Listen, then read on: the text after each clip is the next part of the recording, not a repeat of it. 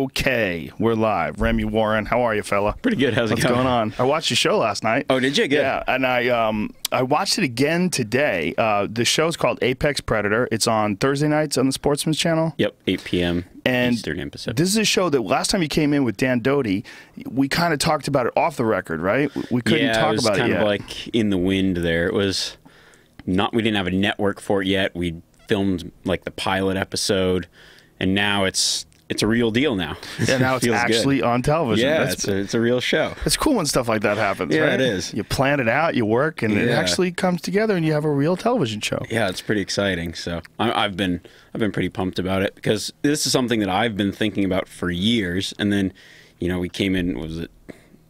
It's quite a while ago. Over a year ago. Something like that. Something like that.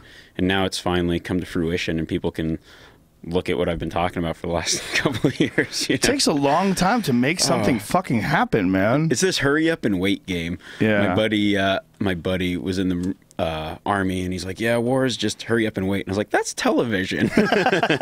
War is hurry up and wait. Yeah. Wow, that's a jaded individual. Yeah. Come on, can we just get to killing folks? The show is what you're doing on the show is you're essentially emulating a lot of tactics that various predators use, and you're using these tactics to get close and figure out how to hunt animals. The one I saw last night was the buffalo one. Oh, sweet. Where you put a coyote outfit on and we're crawling up to these buffalo, and it's kind of fascinating that they don't run necessarily from coyotes or wolves that just sort of walk towards them. The only time the coyotes or the wolves would actually attack them is if they were running. That's when they would move in on them. Yeah, exactly. Because the way wolves hunt is they have to get the animals running first. And tomorrow night's episode, we'll really see that when we look at the way wolves hunt. But the reason that the wolf has to get the buffalo running is the wolf's essentially outclassed by the bison. It's so much larger. So if the bisons say, we're going to stand here and fight, then it can kill the wolf. And it's the cost-benefit analysis for the wolf to attack that bison while it's standing there isn't great enough. So the wolves will actually get around the bison and try to instigate him to run. Because if the bison makes the mistake of running, then they can hunt as a pack. They can wear it down once they get it moving. And then they attack from the back, and they're safer, and they're more successful. So the bison know this. So if they run, well, they're going to be in trouble. But when a human hunter comes along, using primitive weapons or whatever, the human hunter needs that animal to stand still in order to kill it. So when the bison sees a human, it runs because that's how it stays safe. So, the point of this show is really dissecting the way nature does things. And you look at, like, every animal is so specialized. It does something really well. And everything falls into a certain niche. And as a human looking at nature, we look at it and go, man, what can we learn? Like, humans are an amazing species. And what I've come to realize is we've adapted a lot of the techniques and tactics that a certain animal specializes in or does really well, and used it for ourselves to become this essential top predator. So, looking at this, the Plains Indians, we looked at a George Catlin painting where it's a pretty famous painting. There's let's see if we can Indians. Get that painting, Jamie. It's a really famous painting. It's really cool. They've got like that. Yeah, there's two Plains Indians sneaking up on a herd of bison underneath these white wolf skins. And I'd seen that. I've always thought that was an awesome picture. How do you spell his name? George Catlin. Caitlin. And so he paints this picture of supposedly what he saw, but you never really know these artist types. This is from the 1800s. Yeah, I mean, this is a pretty old photo. So painting. It was kind of a gamble whether or not this guy was a bullshit artist. he was kind of going out west and painting what he saw, or what he interpreted to see. And so I've always thought, I wonder if that's really true. But when you dissect it, obviously those Plains Indians sitting around saw that, when those wolves are there, those bison aren't running. Well, let's throw some of those skins on our back and see what happens. And it's attacking, like, through the show, we find out that it's no, that's not it. Top left corner there. Yep, yeah, there that it is. one. Yeah. Yeah, let's pull that sucker up. Wow, that's crazy that they really did that. Yeah. They must have. Yeah, and I mean, it makes perfect sense if you're sitting there and see the correlation between the wolves and the bison, and you come to this logical conclusion that if we act like a wolf, the bison will stay there. Look how many bison there were back then, too. Millions. God. And that's on that episode, Steve, he's the bison expert. Yeah. And just how many bison were there? He was telling me that they used to find the bison by giant clouds from their breath. It'd make like huge clouds. What? That's what Steve was telling me. Wow. I mean, millions of bison. Well, there's a guy named Dan Flores that's a good friend of Steve's as well, and he is a real bison expert, and he's written a very controversial paper on what happened to the bison. And what he's saying is that he compares, he's going to be on the podcast soon, as soon as he's done with his book, hopefully by sometime in the summer. And what his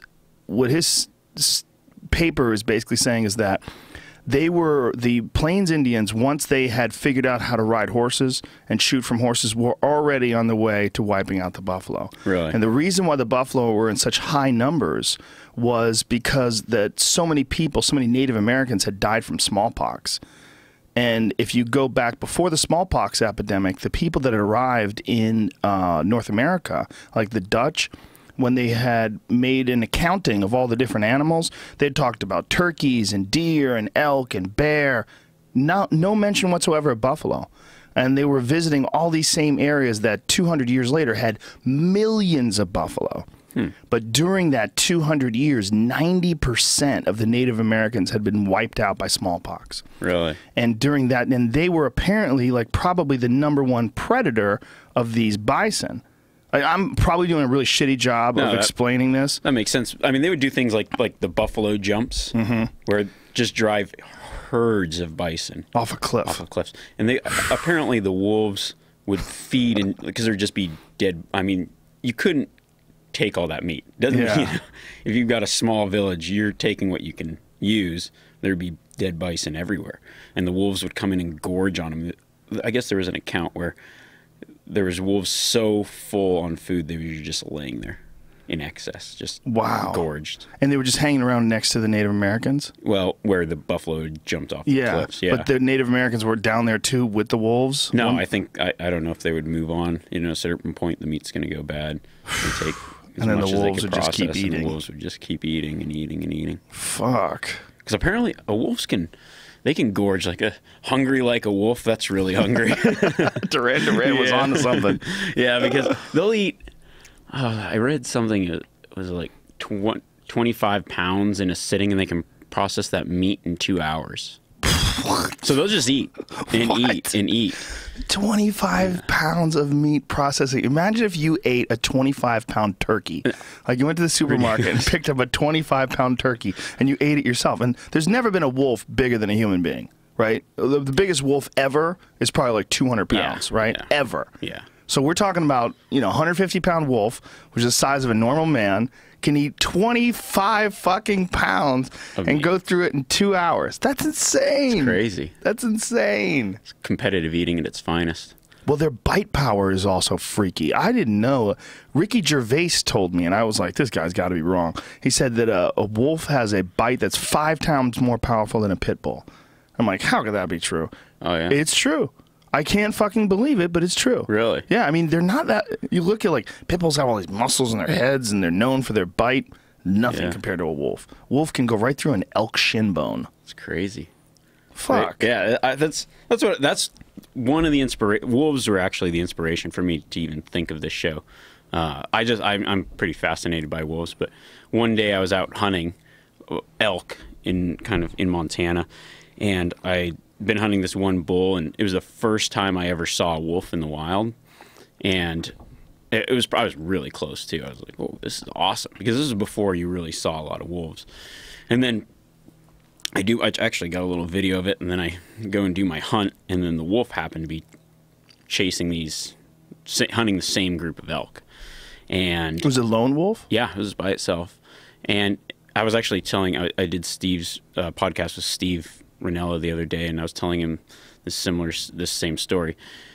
And I've seen 4 times I've seen wolves take down an elk in the wild. They've all been by themselves. Wow. I've never seen a pack attack elk. I've only seen lone wolves kill That has got to be amazing to watch that go down. So it's cool. I mean, wow. They're so fast. You see the elk running, and it's almost like the wolf is just, it could almost run between its legs back. It's going back and forth. The elk is beelining, and that wolf is back and forthing. Just much faster. Much faster, yeah. So how do they take it out? They bite its back legs? Yep. Grab hamstring, bite its back leg, anywhere it can sink its teeth in, but mostly go for the back end. Do they try to take it down all in one shot, or do they try to wound it and then eventually get it? I think it's whatever they can grab, and half the time it ends up wounding it. When I've seen them be the most successful is they run the elk into deadfall, because the wolf can go under and over the logs, up and down, back and forth, and the elk struggles. It uses all its energy and kind of gets trapped.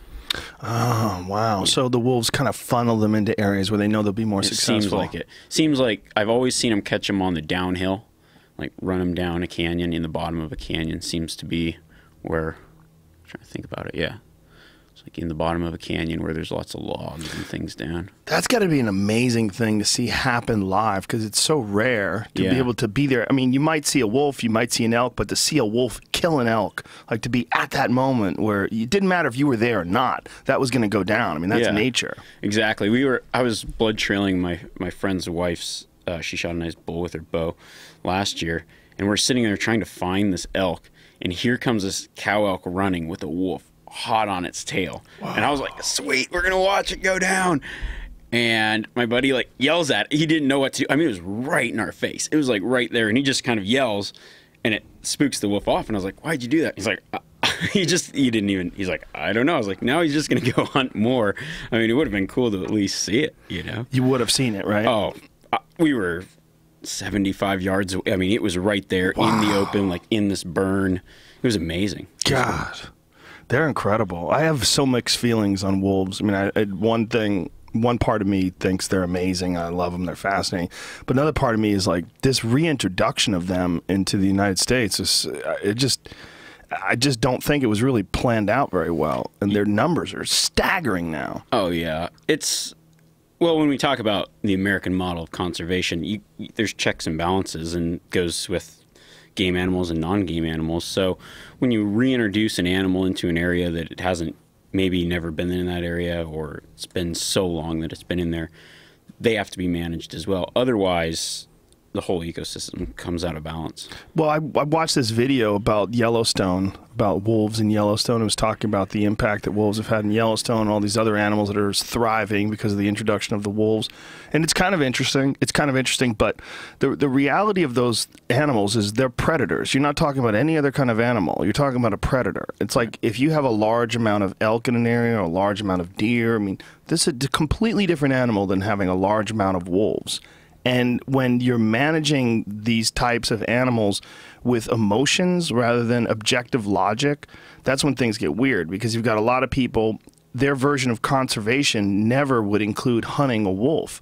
But if you get thousands and thousands of wolves in a state, like you have to hunt them, because then they start attacking livestock. Like where I was up in BC where I shot that moose, there was the guy that I hunted with, his neighbor had a cow get taken out by wolves. Really? In the middle of the winter. It's like cold and there was not much for them to eat. And they said, fuck it, let's just do this. And they took out a cow. Can you imagine like you're in your house and you're hearing, you're looking out and there's 20 wolves just ripping apart one of your cows. Like, fuck, man. Yeah, once they figure out what an easy meal is to it, I think it's hard for them to go back to chasing moose and other animals. Well, they have no limit on the amount of wolves you can shoot up there. You can shoot as many as you want. Oh, I don't think they could ever hurt the population. Well, it's so dense. When you go up there, everybody who lives in a city, you owe it to yourself at some point in your life to go out into actual real wilderness. Oh, yeah. Because there's all these people that have these opinions on animals that are completely based on some Narnia-like idea of what nature's like. Like they've never actually been out there, like in real wilderness, like days in. Packing, go days in, where you go, oh, god damn. Like I I didn't get it. I just didn't know. It's nuts out there. I think the other assumption is people think that the real wild is what they would see in a national park. It's the zoo version of what wild is. When you go out into a place like remote BC or outside of any kind of park like that, it's a completely different world. And yeah, you don't see as many animals. It's tough life out there. Even, I mean, not that the boundary of the park makes it more animals, but it's set up. Those animals are acclimatized to seeing humans. They don't have their same natural senses. So if you go out to a place that they aren't acclimatized to seeing humans, it's a tough go. It's not as easy as people think. Well, it's not only not easy. There's a weird silence to it out there. There's there's an eerie indifference that you get. That's one of the things that we went to Prince of Wales. Steve Ranella took us up there hunting deer. Yeah, we struck out, but it's an amazingly remote place. Like we didn't see a single fucking person other than us the entire time we were there, and it doesn't give a fuck about you. No. If you fall and break your leg and die there, so what? Just a part of it. You're just a part of this whole thing where everything is going to go. There's bears there, there's deer there, there's all sorts of interesting wildlife, but it doesn't give a fuck about you. Oh yeah. I don't think people kind of understand that, and where you really rationalize it or really got it into your brain, like this is reality. Until you actually go into the woods, the real woods, not Yellowstone, not Central Park. Yeah. The real woods are a different animal. It is, and that's when you kind of understand. I haven't encountered wolves in the wild. I've seen what they've done. We talked about in the last podcast. I took some photos of this moose calf that we had come upon that had been killed probably like the night before. It was kind of interesting, but I haven't encountered them in real life, but the people that I know that have a completely different opinion than the people that live in cities that think that you'd have to be an asshole to shoot a wolf. Yeah. Well, if you aren't around it, it's so far removed. I mean, you almost can't even make an accurate assumption of what it's like, really. No, you also can't make an accurate assumption that you'd have to be a person that hates animals to shoot the wolf. That's the management aspect of wildlife, especially when it comes to predators. This is lost on a lot of people, and it's one of the reasons why California doesn't have mountain lion seasons. But like mountain lion attacks in California have steadily gone up. Mountain lion sightings have steadily gone up, and they're kind of playing with fire because there's a lot of them here now. They don't get hunted. That's what I wonder what the future is going to look like in a place in the long future, because mountain lions, if you look at African cats, they're a very dangerous animal, but mountain lions are a shyer version of the species, and I think it's because they're in the predatory realm. They weren't at the top. There was in California. You look at California, there used to be grizzly bears or some sort of species of brown, coastal grizzly bear, and then humans hunting, and so you had mountain lions that had to be afraid of things. Now they're in a world where they don't have any predators and nothing's chasing them. At what point, I mean, maybe it's 100 years down the road, maybe it's 1,000 years down the road, at what point do they essentially become a different temperament of cat, much similar to the ones in Africa where they have to... Or South America. Yeah. Yeah, where they don't have predators. That's a good point. You got to keep those bitches scared. Yeah. This family that we went to their farm to hunt turkeys 2 weeks ago, and they lost all their sheep, every single one of them in Northern California. All of them. Really? They lost all of them to mountain lions. They have so many cats up there, they see them, like in the day, just hanging out. And like, fuck, man. They don't even have an accurate account of how many they have. Oh, no. It's pretty rare to see them. If you start seeing a mountain lion in the daytime, then there's a lot of mountain lions. Yeah. Or you just got super lucky. Yeah. I saw one in Montecito, which is like a rich suburb of Santa Barbara. I was driving down like a residential road, and I saw this thing bounce in front of the road, and I thought it was a coyote at first, and I saw its tail. And I went, whoa, that's a fucking mountain lion. And in this like suburban neighborhood. Just looking for a good restaurant to get a steak. Or a good dog. A good dog that he catches slipping. Yeah, I think my place in Montana, I think I have some kind of strange mountain lion breeding program going on, because every year at the same time, there's just lion tracks all near the cabin, all over the place. That started right when the year I first came here and talked with you, and it's just been continuing. And I don't know what it is, but a friend of mine started chasing lions around there. He said you would be surprised how many cats are living in this area. Within 6 or 7, within a mile or 2 miles. It's crazy. Tejon Ranch, which is about an hour plus from here, there's a great hunting spot. They have pigs and Rocky Mountain elk, and they have one trail camera on this pond, and they found 16 different mountain lions on this trail camera. That's pretty crazy. It's a huge ranch. It's the biggest ranch in California. It's 270,000 acres. Wow. And they have just a large supply of wild pigs. Wild pigs are all over the place. That's like their bread and butter for just their everywhere. Hunting program. Yeah. Huh. Yeah. When we went there, we saw, last time I went like real recently, we were bow hunting. We saw 50 pigs in a day. Wow. Yeah. And we didn't even see a lot. The time before that, we were seeing hundreds of them. Just hundreds of pigs all over the place. Did you end up getting one? First time, yes. Yeah. Second time, no. That's cool. Bow hunting, pork's pretty good. Yeah, it's delicious. It's very different. It's very different than like I had wild turkey, and I was surprised at how much it tastes like turkey.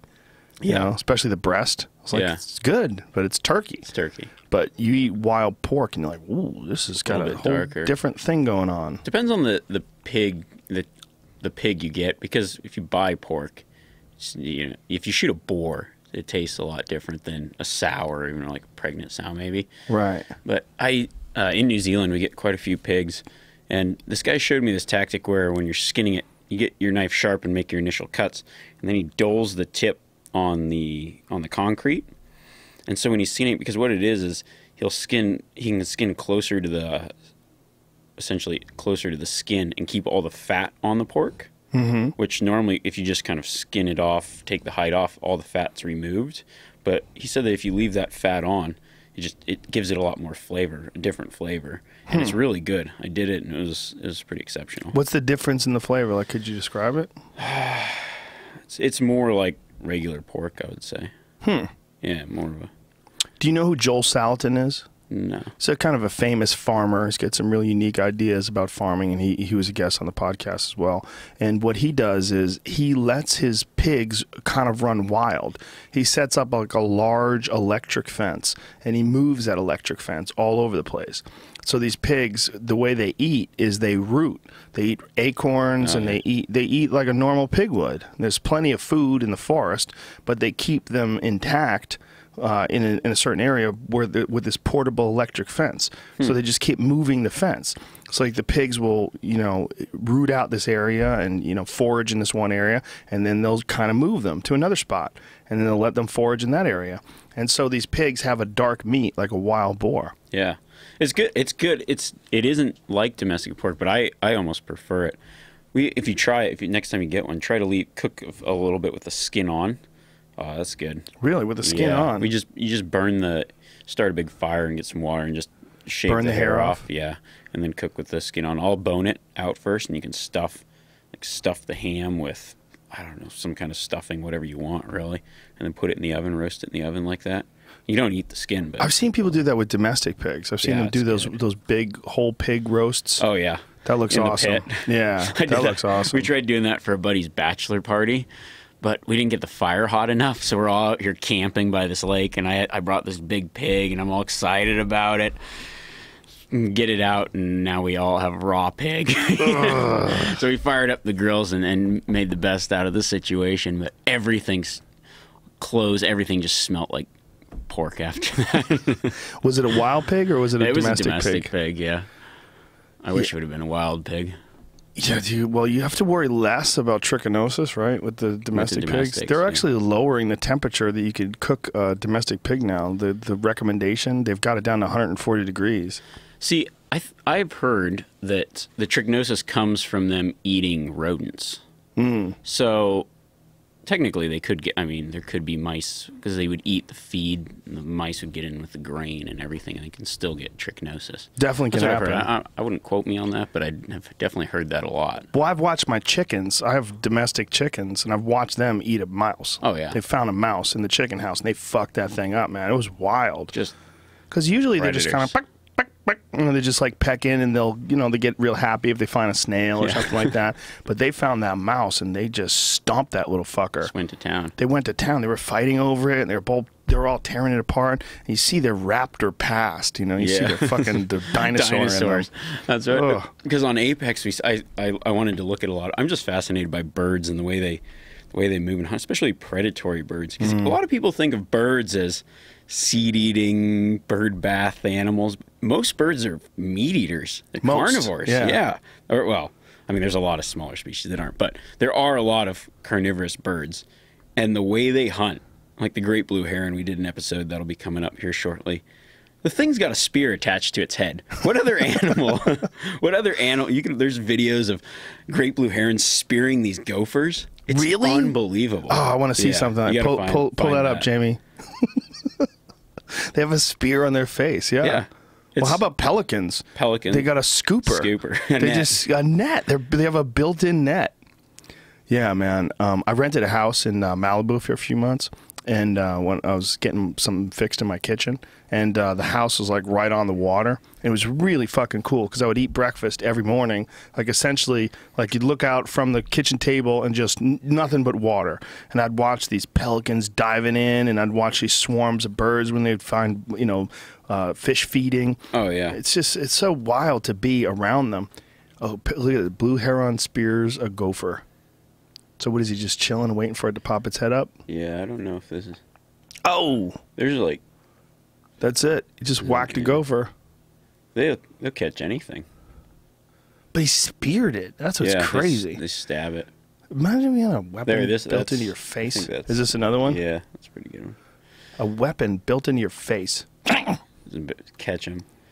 Spear stuff. The bigger fish, they'll spear. Other ones, they grab. But these gophers, they definitely go for it. I saw an eagle for the first time, I guess it was 2 years ago now, in Alaska. Went up there salmon fishing. I'd never seen an eagle in the wild. I'd seen eagles before, but when you see one in the wild, you start going, oh, this is not what I think it is. Like, oh yeah, this is like some killer. Just some flying killer that literally has knives on its fingers and it's just floating around looking for something to snatch and just fuck up. Look at that. Bam. Yeah.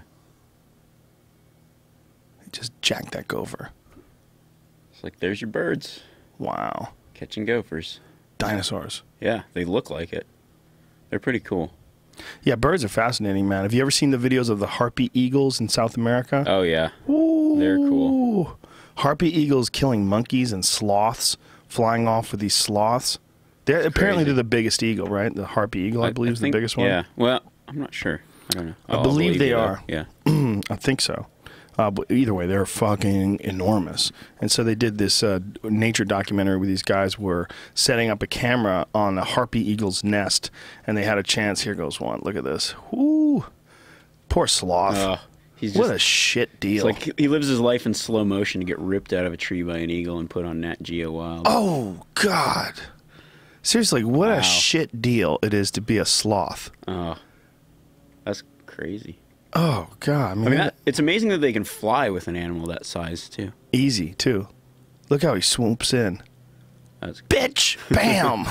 That's cool. It's really cheating, you know? Oh, yeah. I mean, it's like hunting a cow in a pen.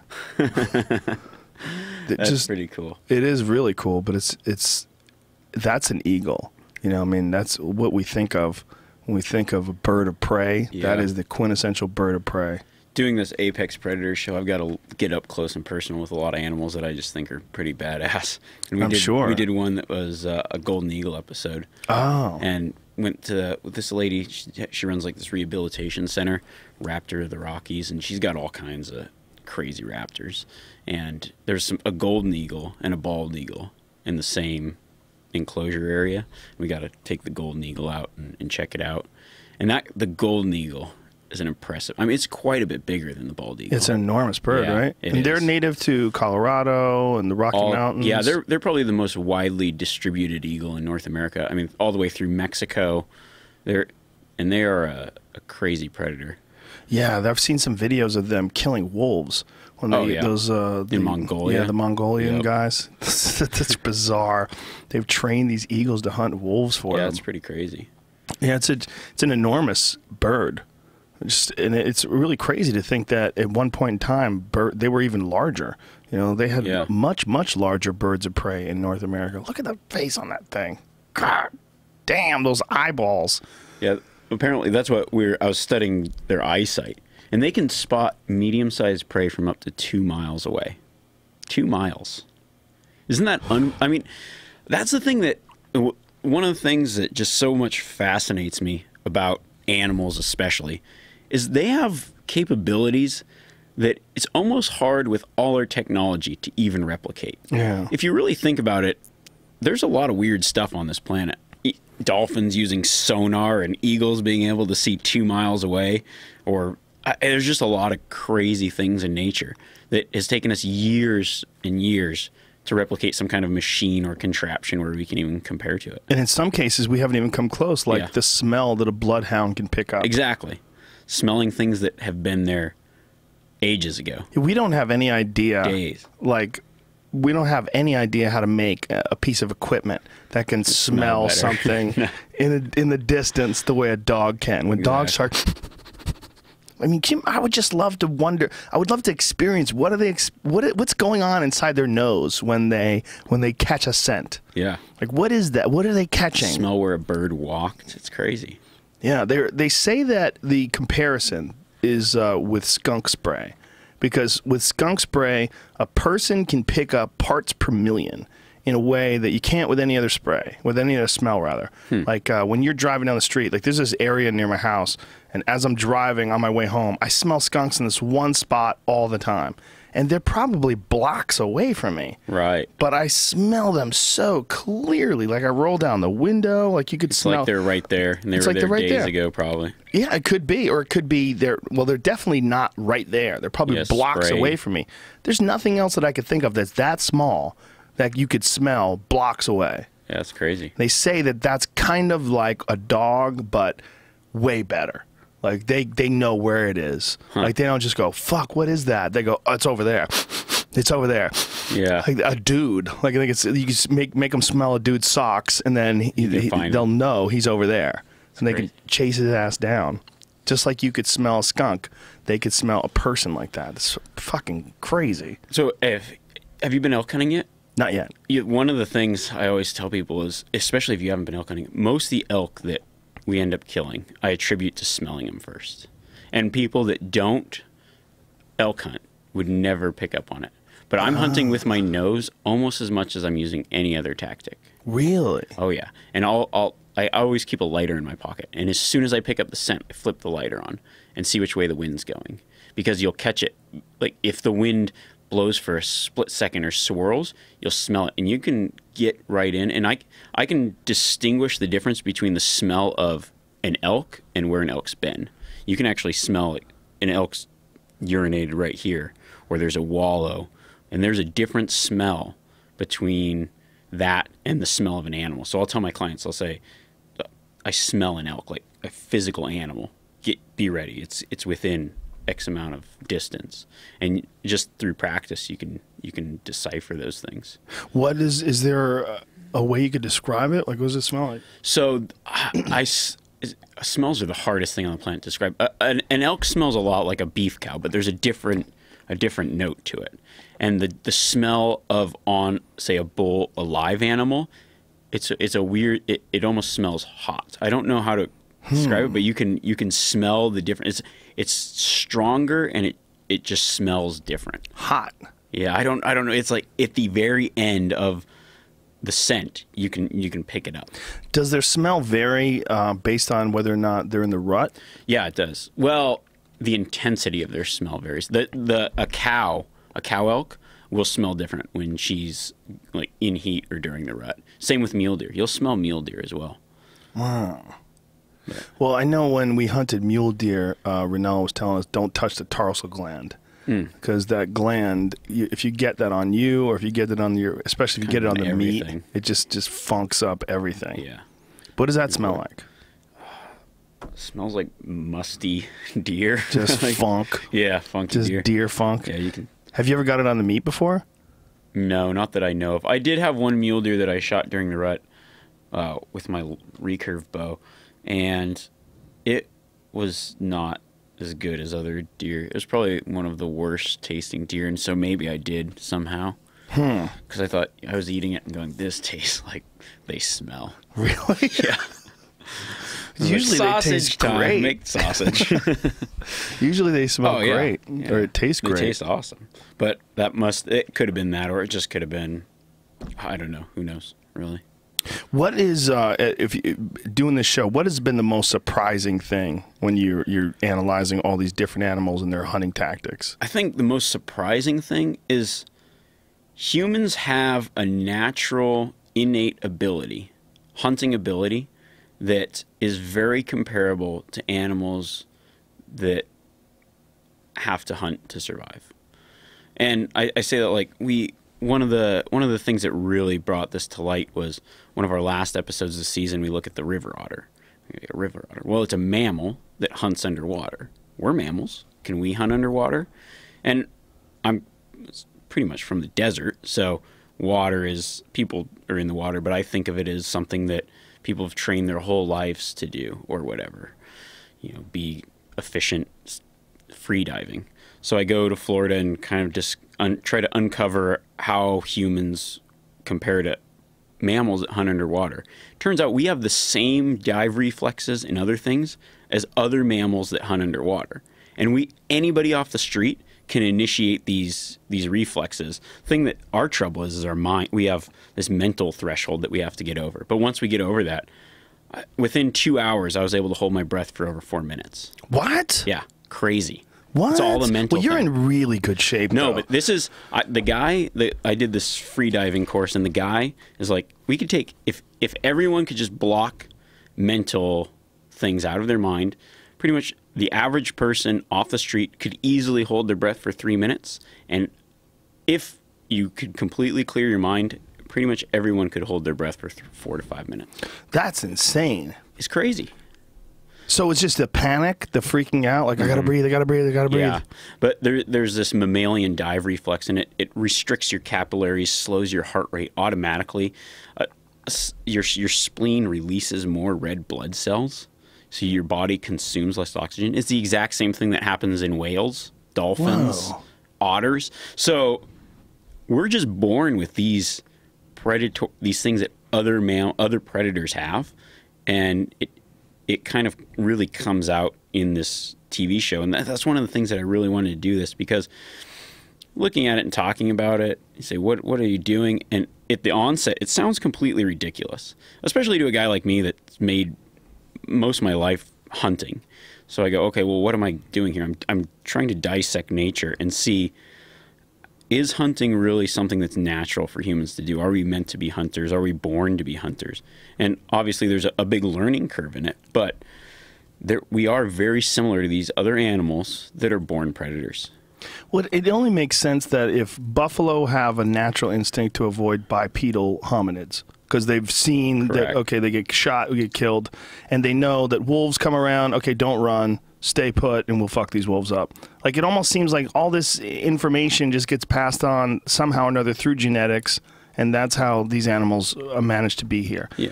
Well, it would only make sense that if we've gotten to 2015, the way we got here is by eating everything that we could eat up till now, including every animal that we could figure out how to hunt, and all those skills and all those abilities, especially the idea that your spleen starts releasing extra red blood when you dive underwater to allow you to stay. There's only one reason to stay underwater. It's to hide from something or to kill something. Exactly. That's it. Yeah, it's crazy. Wow. That's pretty wild. Yeah. So what did you do when you did that? You use a spear or something like that? So then we went out into the Gulf of Mexico and speared some greater amberjack, and diving down pretty deep, and it was awesome. It was so cool. How long was the longest you stayed down? while moving. So the static breath holds, we were doing 4-minute breath holds. And when I got up from those, you feel this kind of euphoric sense. You're like, wow. And you get up and people black out at the top because they forget to take a breath. Because at that point, you get to a certain point where you get up and you're like, no, you aren't really out of breath. It's a mental thing. It's a horrible feeling, I'm not going to lie. But it is a mental thing because you realize your body doesn't. It tells you it needs oxygen, but it essentially doesn't. Well, it does at some point, but there's people that'll hold their breath for 12 minutes. 12 minutes. Yeah, well, didn't that dude, David Blaine, right? He did something where he took like oxygen in. He did something. He did some sort of a sneaky trick where he breathed in pure oxygen, held it, and then held his breath for like 17 minutes or something like that. Yeah. This is, before he did that stunt, this is the same thing that he went through to prepare for it. Oh, really? Yeah. So he went through free diving. Yeah, performance. Yeah, there's a dude named Egan Inoue. He's brothers with a guy named Ensign Inoue, who's a famous MMA fighter. And Egan actually fought some MMA himself, but Egan was a world champion free diver, and I think he would hold his breath for like 7 minutes. Crazy. Yeah, living in Hawaii. They would use holding their breath underwater. It was one of the strength and conditioning programs they would do. They would move rocks underwater. Right. BJ Penn had it on one of his one of the countdown shows to one of his big fights. He would dive underwater and lift up a big rock and then move the rock underwater and drop it and come back up for air and go down and move it again, drop it and come back up for air. I've heard through the grapevine that a lot of athletes are doing these breath holds before competitions because they're naturally creating more red blood cells, performance enhancing breath holds. Wow, that makes sense. Yeah.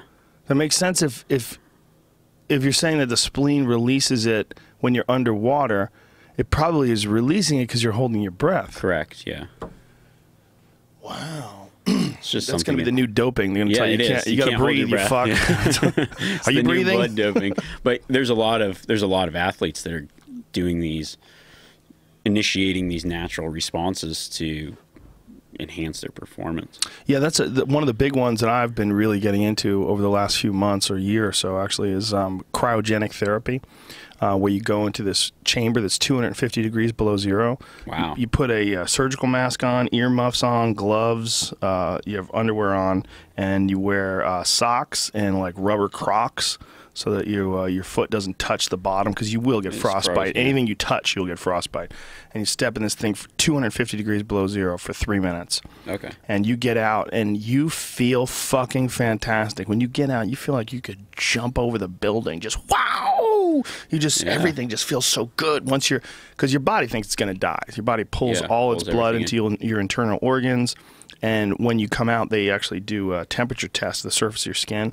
And the surface of my skin is usually somewhere around 30, 32, 35 degrees. It's like it gets really cold. And then immediately your blood just rushes back to all your extremities.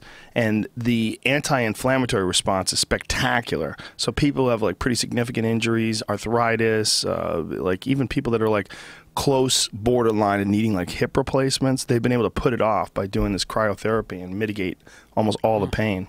That's pretty cool. That's because it's funny, the mammalian dive reflex response, when your face hits cold water, it starts to initiate because that's closing those capillaries, and it's probably a very similar process that's going on with that cryo. I mean, it makes sense. I used to take cold showers, like real hardcore cold showers when I lived in Boston.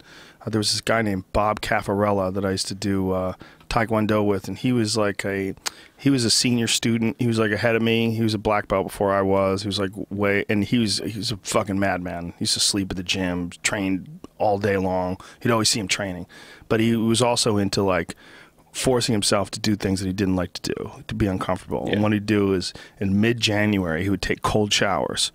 And it was fucking cold. You're talking about 33-degree water. Wow. You know, it was like just barely cold enough to not be frozen in the pipes.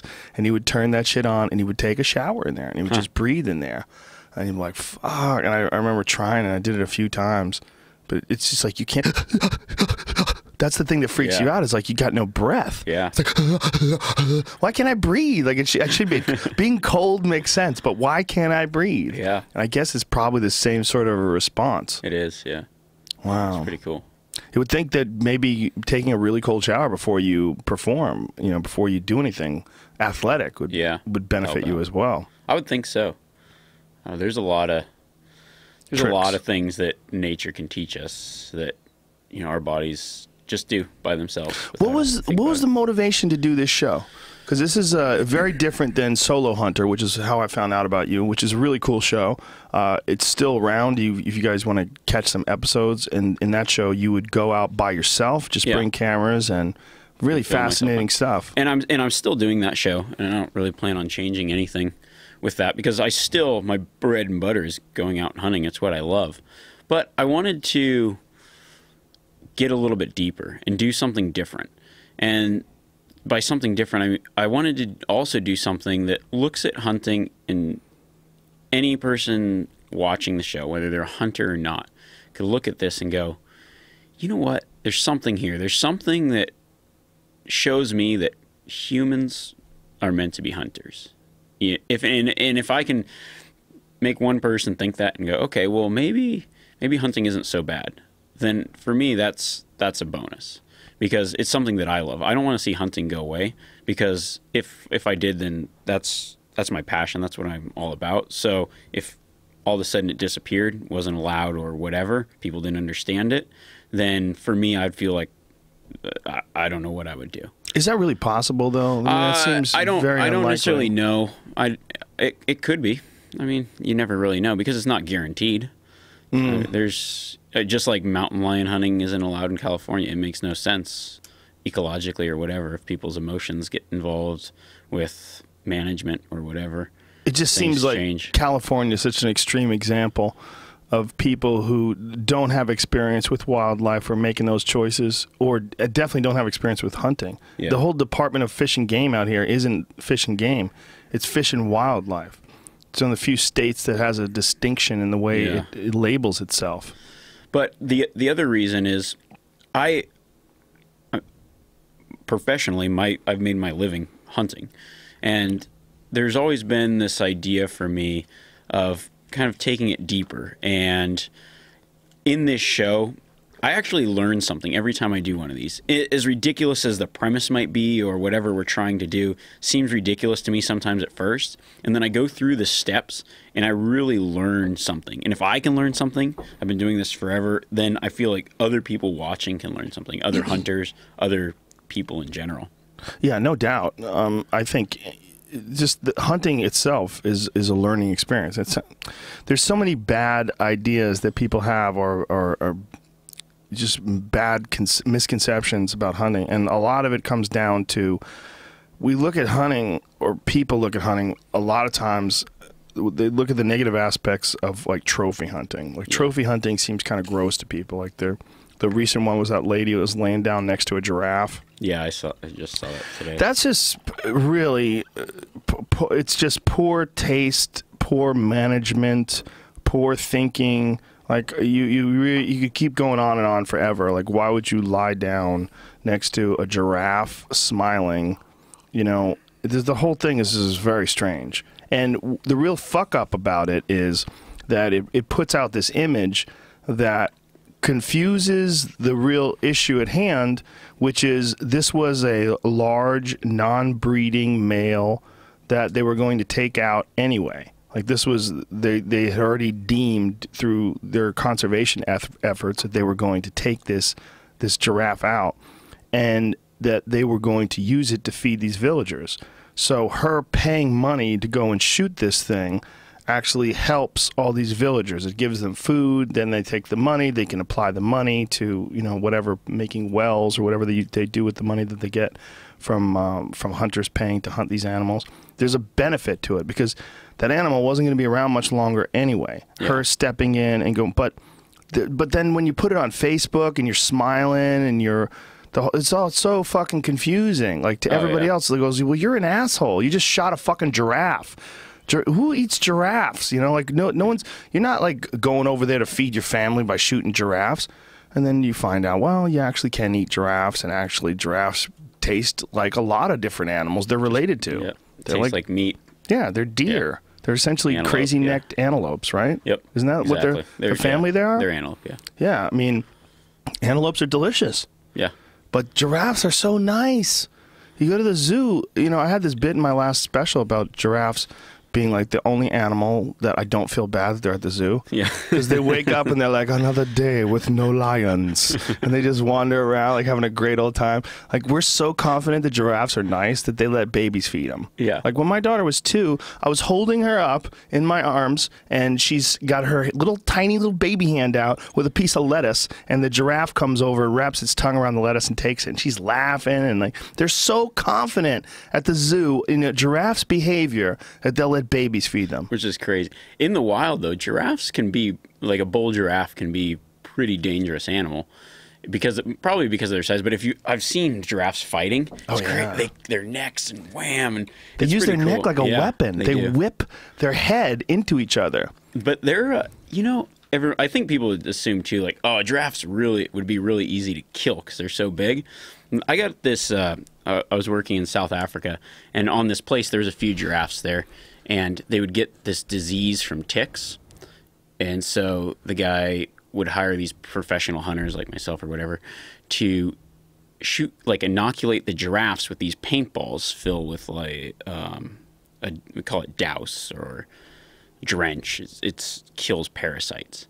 So it's a paintball gun, so you have to get closer than you would with a bow and sneak up on these giraffes. The giraffes were the hardest thing on the place to inoculate.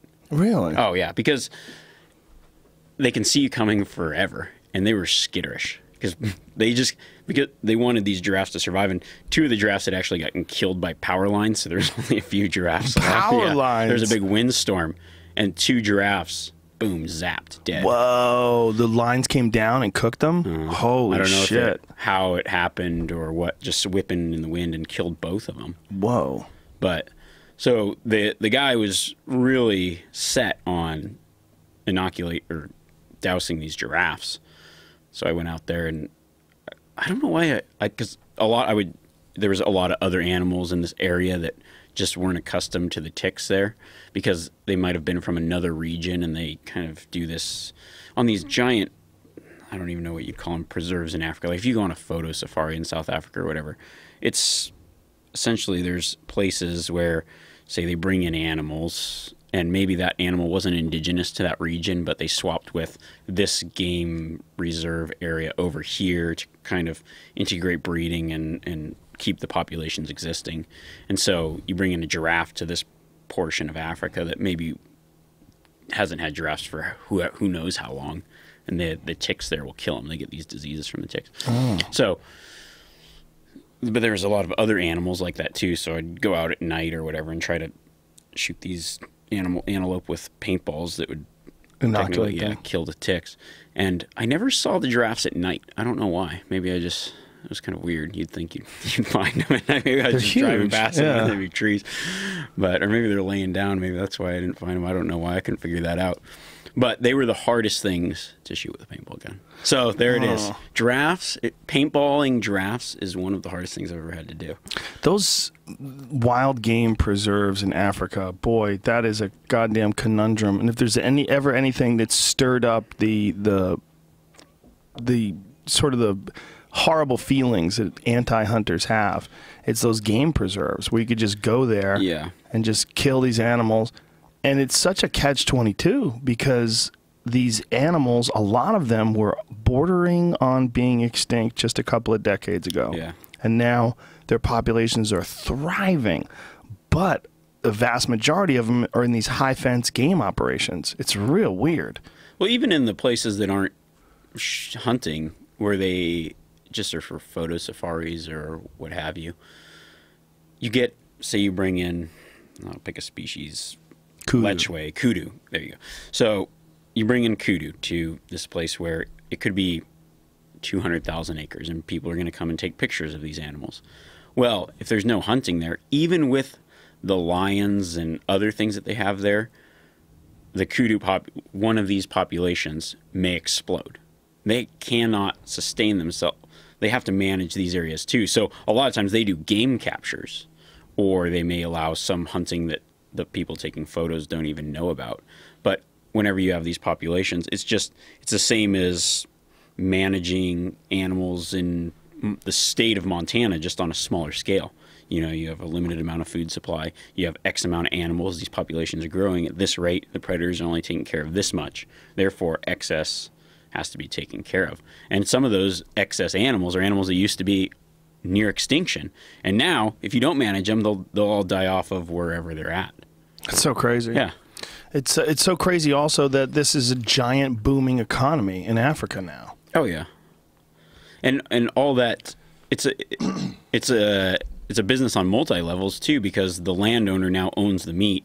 So then he'll either sell the meat or give it to people living there, working there. Yeah, if you go over to Africa to hunt, you can't really bring that meat back, can you? Nah. But you can in New Zealand. Yep, New Zealand you can. How is that? New Zealand's clean. They don't have anything that we don't have. So you couldn't bring meat into New Zealand, but you can bring meat out of New Zealand. Okay, so you don't have to worry about some funky new Ebola type thing. Yeah, they don't have anything. Africa's crazy. Yeah, it's funny. Ebola. One of my friends is a professional hunter in South Africa, and a lot of people didn't want to go to Africa after they heard the Ebola. Well, from Africa's such a large continent, from where he is to where the Ebola is further away than Atlanta, Georgia.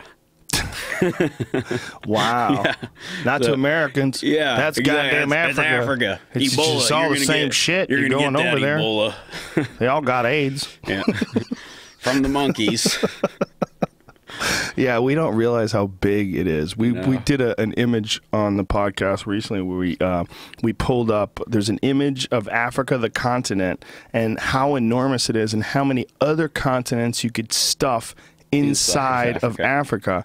And it's so shocking when you realize how big it really is. Because on a map, there it is right there. Look, China, United States, India. That's Eastern insane. Europe, and a bunch of other shit in there too. I mean, all of it just stuffed in there. The UK, everything stuffed in there. Jam-packed. That's crazy. That's nuts. That's a cool picture. It's a very cool picture. It's a goddamn huge country, or huge continent, rather. That's the other thing is Africa. People think of it as like United States, Africa. Yeah. No, it's a fucking continent, man. It's a continent. Lots of different facets and people and problems and solutions. And a huge spot of controversy now for hunting. And this whole trophy hunting thing. Ranella wrote a great piece about it. He wrote an amazing piece about this woman, these young girls that are getting involved in hunting, and it's like become a career for a lot of them. Yeah. They look real pretty, and they go over there, shoot animals, and pose with them, and all the pro hunters get on their side, and all the anti-hunters attack their Facebooks and death threats, and it's almost like a dance that everyone's doing. But what he wrote about it, which I thought was really fascinating, was like, I think a lot of this is sexism. Oh, for sure. For sure, right? Yeah. You're dealing with this pretty blonde who goes over there and shoots all these animals. If it was a fat old guy from Denmark, nobody would give a fuck. You wouldn't be storming that guy's Facebook page. Nope. People would find it distasteful that he shot a lion, like, what an asshole. But that would be where it ends. Yeah. It's because it's women, and as much as... It's the same people. It's kind of a hypocritical way to look at it too, because they go, oh, a lot of the people that are doing this, maybe this is just me being hypocritical as well, but a lot of the people that do it probably look at them as women and go, if it's a man, it's different because hunting is a man's sport, and they see these pretty girls doing it, and they're out of place or something. Whereas hunters don't even think like that. It's like, oh, woman hunting, yeah, that's great. Well, you know what it is too, I think? It's also that they're attractive white women with blonde hair. Exactly. And you just think all these evil thoughts of racism and cruelty and just these monster Aryan women that are shooting animals and posing with them big, stupid, whitened teeth smiles. Yeah. It is a form of sexism. I feel like, now, on the flip side, some of them probably just, I mean, it's the easy, if you wanted to jump in that spotlight, go shoot yourself a lion and wear a cheerleader outfit. I'm actually planning on doing that next week. This show will blow up. Apex Predator. Just gonna wear like my cheerleader outfit, have my pom-poms, and go out and chase some lions. That's what you need to do. You need to take over the transgender hunting market. It's ripe. Yep. It's right. If you became the first openly transgender hunting, or at least cross-dressing, not transgender. Yeah. I don't want to go that deep into it. When you start pulling out a scalpel and removing balls, I'm kind of like, Step away from this issue. Fucking with the endocrine system. There's a lot going on there behind the scenes. You know, hills and heels. Just I'm doing all my elk hunts for now. Solo hunters, and I've just got these stilettos, these pumps. I'm really pumped for this adventure. I wonder how many gay hunters there are too. That was something that we'd gotten into before. We were trying to describe like the average hunter, and I said, well, how many people, like, you know, like a lot of hunters tend to lean right wing, and maybe that's because of gun rights or Second Amendment ideas, or just because it's like sort of a traditional, you know, God, guns, and, you know, grills. Yeah, grill and not meat. the kind that go in your teeth. But they tend to like I would say the majority, I would say, is probably like more than 60% are right wing. Yeah, I would probably say that. Yeah, but how many of them are gay? I don't know. Do you know any gay hunters? I do. Yeah. You do? Oh, there you go. I know a few of them that are actually guides, like professional hunters. Really? Yeah. Are they open? Not. No. I mean, they just tell you, hey man, you don't want to share a tent with me because I will fuck you. That's one of those. No, I mean I don't really know if I wouldn't. You just know that they're gay. Yeah. And it just doesn't come up. Yeah. It's not a thing. Yeah, I think in this day and age, it's more about, I mean, not that needs to be discussed in depth, but I think homosexuality, it's more about, if you really do care, unless you're dealing with some extremely aggressive individual that's like annoying with his gayness, right? Like just won't take no for an answer, which I have seen. I know a comedian like that. He's fucking brutal. He's not so brutal anymore. He's an older gentleman, I believe. He's calmed down. But back in the day, like maybe 10, 15 years ago, I had to deal with him one night at a drunken bar in Montreal. I was like, dude, you got to get the fuck away from me. Like, I'm not gay. You got to stop. He was brutal, you know, like he was trying to get this other dude to come upstairs. And then he's like, what about you? I'm like, come on, man, get out of here. Like, you're just brutal. Like, you realize what it's like to be a woman and have some... I'm not a piece of meat you can stare at. Eyes are up here. You fucking asshole. Stop looking at my non-functional breasts. But then he started to insult you, and you're kind of like, well, maybe, what's wrong with me? And then you latch on. Yeah, he starts playing mind games. Now you start wanting him. Yeah. No, I think in this day and age, there's going to come a point in time where the person that is homophobic or racist or any other prejudice, that person is going to be like very rare and like despised. Like right now, there's plenty of people that you could hang out with that would share in your racism or share in your homophobia. But I think because of the internet and because people are kind of understanding people a little bit better and motivations a little bit better, that's going to be less and less. Yeah. I think if more gay hunters were around, I think that would help. So you gay people out there. It's a great way to get fabulous furs. Fabulous furs. That's a touchy one, though. Even people that like to eat meat, they have a hard time with furs, right? Yeah. Furs are tricky. They are. Falls into like sort of the same ideas of trophy hunting. Like you're turning an animal into an object. Even people that eat meat have a problem with furs. Or furs or leathers, I guess. But leather's not. Because you're eating the animal underneath it. Well, no, look, I could wear these fucking Converse to Whole Foods. Not a single vegan would give me a hard. These are leather. Yeah. You know, nobody would give me a hard time about these. I'd be fine. Leather belt. No one's gonna get crazy. Is that leather interior in your car? No one gives a fuck. No one cares. But if you say that you eat an animal that's not on the average everyday menu, you know, if you're one of those weird dudes that go squirrel hunting. Yeah. You know, oh, you piece of shit! How could you shoot a squirrel? What is Ranello's term? He uses charismatic megafauna, like bears. Bears are a big one. People think of Yogi and Boo Boo and all these different animals. We've given human personalities to non-humans. Yeah. So we attach to them. But Bullwinkle never caught down. Nobody gives a fuck if you shoot a moose. No. They really don't care. But Rocky. The squirrel. The squirrel. That's right. Squirrel. But squirrels are cute. They're fluffy. They're like the most acceptable rodent ever. I think they're just kind of big, noisy rats, really. I've eaten coyote, and I'd eat a coyote before I ate a squirrel. Really? I've never eaten squirrels. I don't know why. You've never even tried it? Not that I wouldn't, but when where I grew up, squirrels, you just didn't eat squirrels. Well, you got your coyote the same place I got my squirrel from Ranella. Did you? I ate some squirrel Was with it good? Ranella. You know, it was now okay. I feel like I shouldn't go through my life without eating a squirrel. Like, I ate a pigeon the other day. We had pigeons on our roof, and they were just crapping all over, so I shot it with a pelican and ate it. Like, whatever, it's me.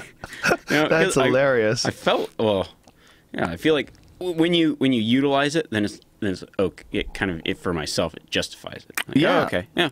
Well, yeah. It was like now if I trap a rat in the garage, I'm not going to eat that. Right. It's something different. I don't know. Unless you're really fucking hungry. Exactly. I was in New York City last week, and they had pigeon on the menu at a restaurant we ate at. They call it squab. Nope, it was pigeon. pigeon. It just said pigeon. Well, see, that's some animals get weird. There's like a weird stipulation with them where it's not a tasty edible item. But dove, if you put dove there, hunters love doves, but pigeons are taboo. Hunters love doves, but if you had dove on a menu in a regular restaurant, the average person who's not a hunter would be like, oh, the peaceful bird. It's the peace bird. The bird of love? That's the lovebird. It has the twig in its hand. I always thought the lovebird was the swallow. I don't know. Oh, that's not the love. That's the lust bird. Lust bird, yeah. That's the right. dirty bird. I forgot, yeah. But pigeons were actually brought to North America as a food source. When you look at pigeons that are in New York and they're flying all over the buildings and shitting all over the place, those pigeons were initially brought over as a food source. They are non-native animals. My great-grandma raised pigeons for food. Wow. And sold them. That was their pigeon farmers. Squab salesmen. Wow, squab salesman. Yeah. That's crazy. Because I'd seen it. You see it in a few Chinese food restaurants, squab salad and other things. And But they have to call it squab. If you don't call it, if you call it pigeon. That's why I was amazed at this New York City restaurant. But they're just, New York City is on some next level culinary type shit. And I mean, that's locally sourced, man. That's pigeon from. Yeah, I can see that. Like, it's from my jungle. The jungle of my rooftop apartment. Yeah, there's a lot of them. If you want to serve pigeons in New York, that's like you got a sustainable sort of an environment. And they're fed well too. They eat lots of garbage. Yeah. Probably not good for you. They used to say that lobster was like a poor person's food in New York. Like way back in the day, they used to, when people wanted lobsters, they would get them directly from the river. They would get them right from the East River, and they would pull them out, and they would serve them in bars. And they were like poor people food. Or just because they're aqua cockroaches. Yeah. Well, they literally are. Yeah. Or spiders. If you have an allergy to shellfish, you also have an allergy to roaches. We found that out on Fear Factor. That's pretty crazy. Yeah. People that were allergic to shellfish, we gave them roaches, and their throat started seizing up. Oh, because they're eating the roaches. Yeah. Yeah, I guess there's no other show where it's like, oh, cockroach over here. Oh, yeah, they're ingesting these. Well, I can't believe that no one knew that. Like, they would ask people, what are your allergies? And they said shellfish. Okay, eat a roach. Same fucking thing, man. You're making Did anybody go into, like, anaphylactic shock or anything? This guy got real close. He was whistling. Where his mouth or his windpipe was closing down. Do you when someone's dying from eating cockroach, do you kind of like shit talk them still? Like, you scared? Come on, man, suck it up. It was much later after the show. Really? Yeah, they'd eaten the cockroach, they'd gone back to the hotel, and that's when the reaction started kicking in. It wasn't an instantaneous reaction, so I don't know if maybe they have a less strong reaction from eating the cockroach than they do from eating shellfish, or if that's how their reaction normally is. Like, I guess there's levels of allergies, right? Yeah. Some people are like acutely, like my friend Gary, he can't even come over to my house because I have cats. If he opens my door, I'll just start. He literally can't even breathe the air inside my house. But my wife's allergic to cats, and she lives with them. She's fine. She just has to wash her hands if they touch her or they lick her or the cats have to be clean. We have to bathe them. But my friend Gary can't even walk in the door. So I guess it's like there's levels of it. Yeah. Yeah. Let's put that on the cockroach allergy. Is there game animals that people are allergic to? Is there any animal? Have you ever heard of a person being allergic to like venison or something like that? No, I know. I'm allergic to antelope in a certain way. Like when I'm skinning it, the blood when it dries, you get hives, itchy. Some people get that. Only antelope. Yeah. Did you ever get it checked? No. Huh. I don't know, but I mean, cook it, eat it all the time. I love antelope meat, so I don't know. But I've talked to other people that happens to.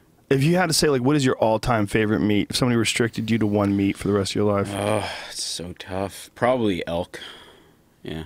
There's just something about elk. It's delicious and healthy, and it's good. It's really good. Such a majestic animal, too.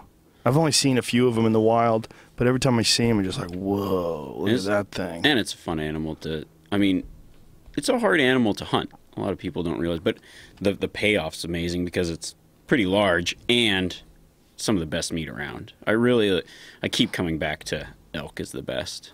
Yeah, it's very, very delicious. Yeah. It's an enormous animal. Like, what's the biggest elk you've ever shot? Body-wise? Body-wise. Oh, this year, me and my brother drew tags on southwest of Fognak Island up in Alaska, and we shot these elk. Mine, no joke, probably weighed 1,400 pounds. Holy It was fuck. Now, this is for people, like most elk are about 400 pounds. Like Rocky Mountain elk, average, younger bull. I think Wyoming did a study, and it's around there, 400 and something pounds is the average elk weight. This was a very large animal, and the Fish and Game Department in Alaska sends out a thing saying these elk are about the size of moose. And yes, this elk was as big or bigger than any moose I've ever packed out, taken apart. God. It was a brutal experience, to say the least. Does it carry it? Oh yeah, we had to pack this thing. Dude, it was crazy. My lower back just started throbbing. Me and my brother, we both shot bulls. Mine was quite a bit larger body-wise than my brother's, but 8 days of just straight toil, 100+ pound packs. 8 days of just carrying these animals. We filmed like a documentary style show on this. It's not anything yet, but we recorded all our trip in a documentary fashion, and recorded on his GPS our elevation, because we camped on this one lake and we had to climb up this big mountain, down the next one. We shot these elk a ways away, and it was I hate pulling. I'm so bad with numbers. I always misrepresent them, so I'm trying to think here. But it was something like 60 man hours of packing between the two of us. 30 hours of just straight carrying. Holy fuck! And it was. I got really sick on that trip, and I think it might have been partially due to just being physically done, just destroyed. It was one of the most physical trips I've ever had, but it was probably one of the best trips I've ever had. And we came back with 600 pounds of boned out meat, and get this. We put the meat up in a tree because we had to do caches. I mean, this is a multiple day ordeal. So we're doing these caches, and this island has some of the largest brown bears in the world. And we got them up in this one spruce tree as high as we could get them, probably 14, 15 feet up. And 2 of the hindquarters in our cache got eaten. By bears? By a bear. And they say these bears don't climb trees. I don't necessarily believe that. I think that they can get up a tree in some fashion, because I don't think it was a 16. I know it wouldn't have been a 16-foot bear, but somehow this bear got the meat out of this cache. And so we came back with 600 pounds of meat minus 2 hindquarters. Holy shit. Insane. And the hindquarters are boned out or no? Yeah, boned out. No bones in them. Just meat. Wow. 100% meat. We took a picture where we got the plane. We had to take 2 plane trips to get the meat out. Just stacks of meat. So how far were you traveling, like as the crow flies? I love saying that. As the crow flies, 5 miles. As the crow flies, but you're going up and down, so quite a bit more than that. So from camp, the summit was 2,500 feet from our camp, vertical up. So it's 5,000 each. 5,000. In my brother's, we had to go even over 2 ranges like that. So just to get one trip back, it was 10,000 vert. Fuck. We documented the whole thing because it was just ridiculous. And so I got sick, and I don't know if it was from drinking water, but sometimes the gestation period of a lot of things you pick up. I did drink out of one stream that my brother didn't, and it might have been below an elk wallow. Anyways, I get sick, and it happens to be this night that we had an insane walk back. We got back, I think it was 1 in the morning, and we could have bivvied out, but the thought was we set up a base camp, and if you bivvy out, you carry your camp on your back. But then you still have to get all the meat back, and it was, in our minds, easier to just do extra effort if we had to come out light, and then we would have room to carry meat so we wouldn't have to carry our gear and other things. Right. And with the bears as well. I mean, these bears are everywhere. So we have a electric bear fence around our base camp. Whoa. And the night we come back, and I just got super sick. Is gale force winds, 70-mile-an-hour winds, and you're just trying to hold, throwing up, coming out both ends essentially. And it's the worst time ever. So you probably had Giardia or something like that. I don't think it was Giardia. Just something, maybe some kind of food poison, something. But it had to have been bacterial in some way, because I had one of those the Z-Pack, the 3 antibiotic things, and I just so happened to throw it in. I normally do, but it was a lucky deal because I took it out of my carry-on and threw it in the thing. And it's been in my kit forever, and I've never had to use it. And that helped. I don't know how I would have done it, because I was able to still take that and kind of kill off whatever was going on and then finish packing out our meat. So you're talking about 30-plus hours of just packing meat and carrying it. Yeah. And each pack, you're more than 100 pounds, right, on your back? Yeah. Yeah. Fucking A, man.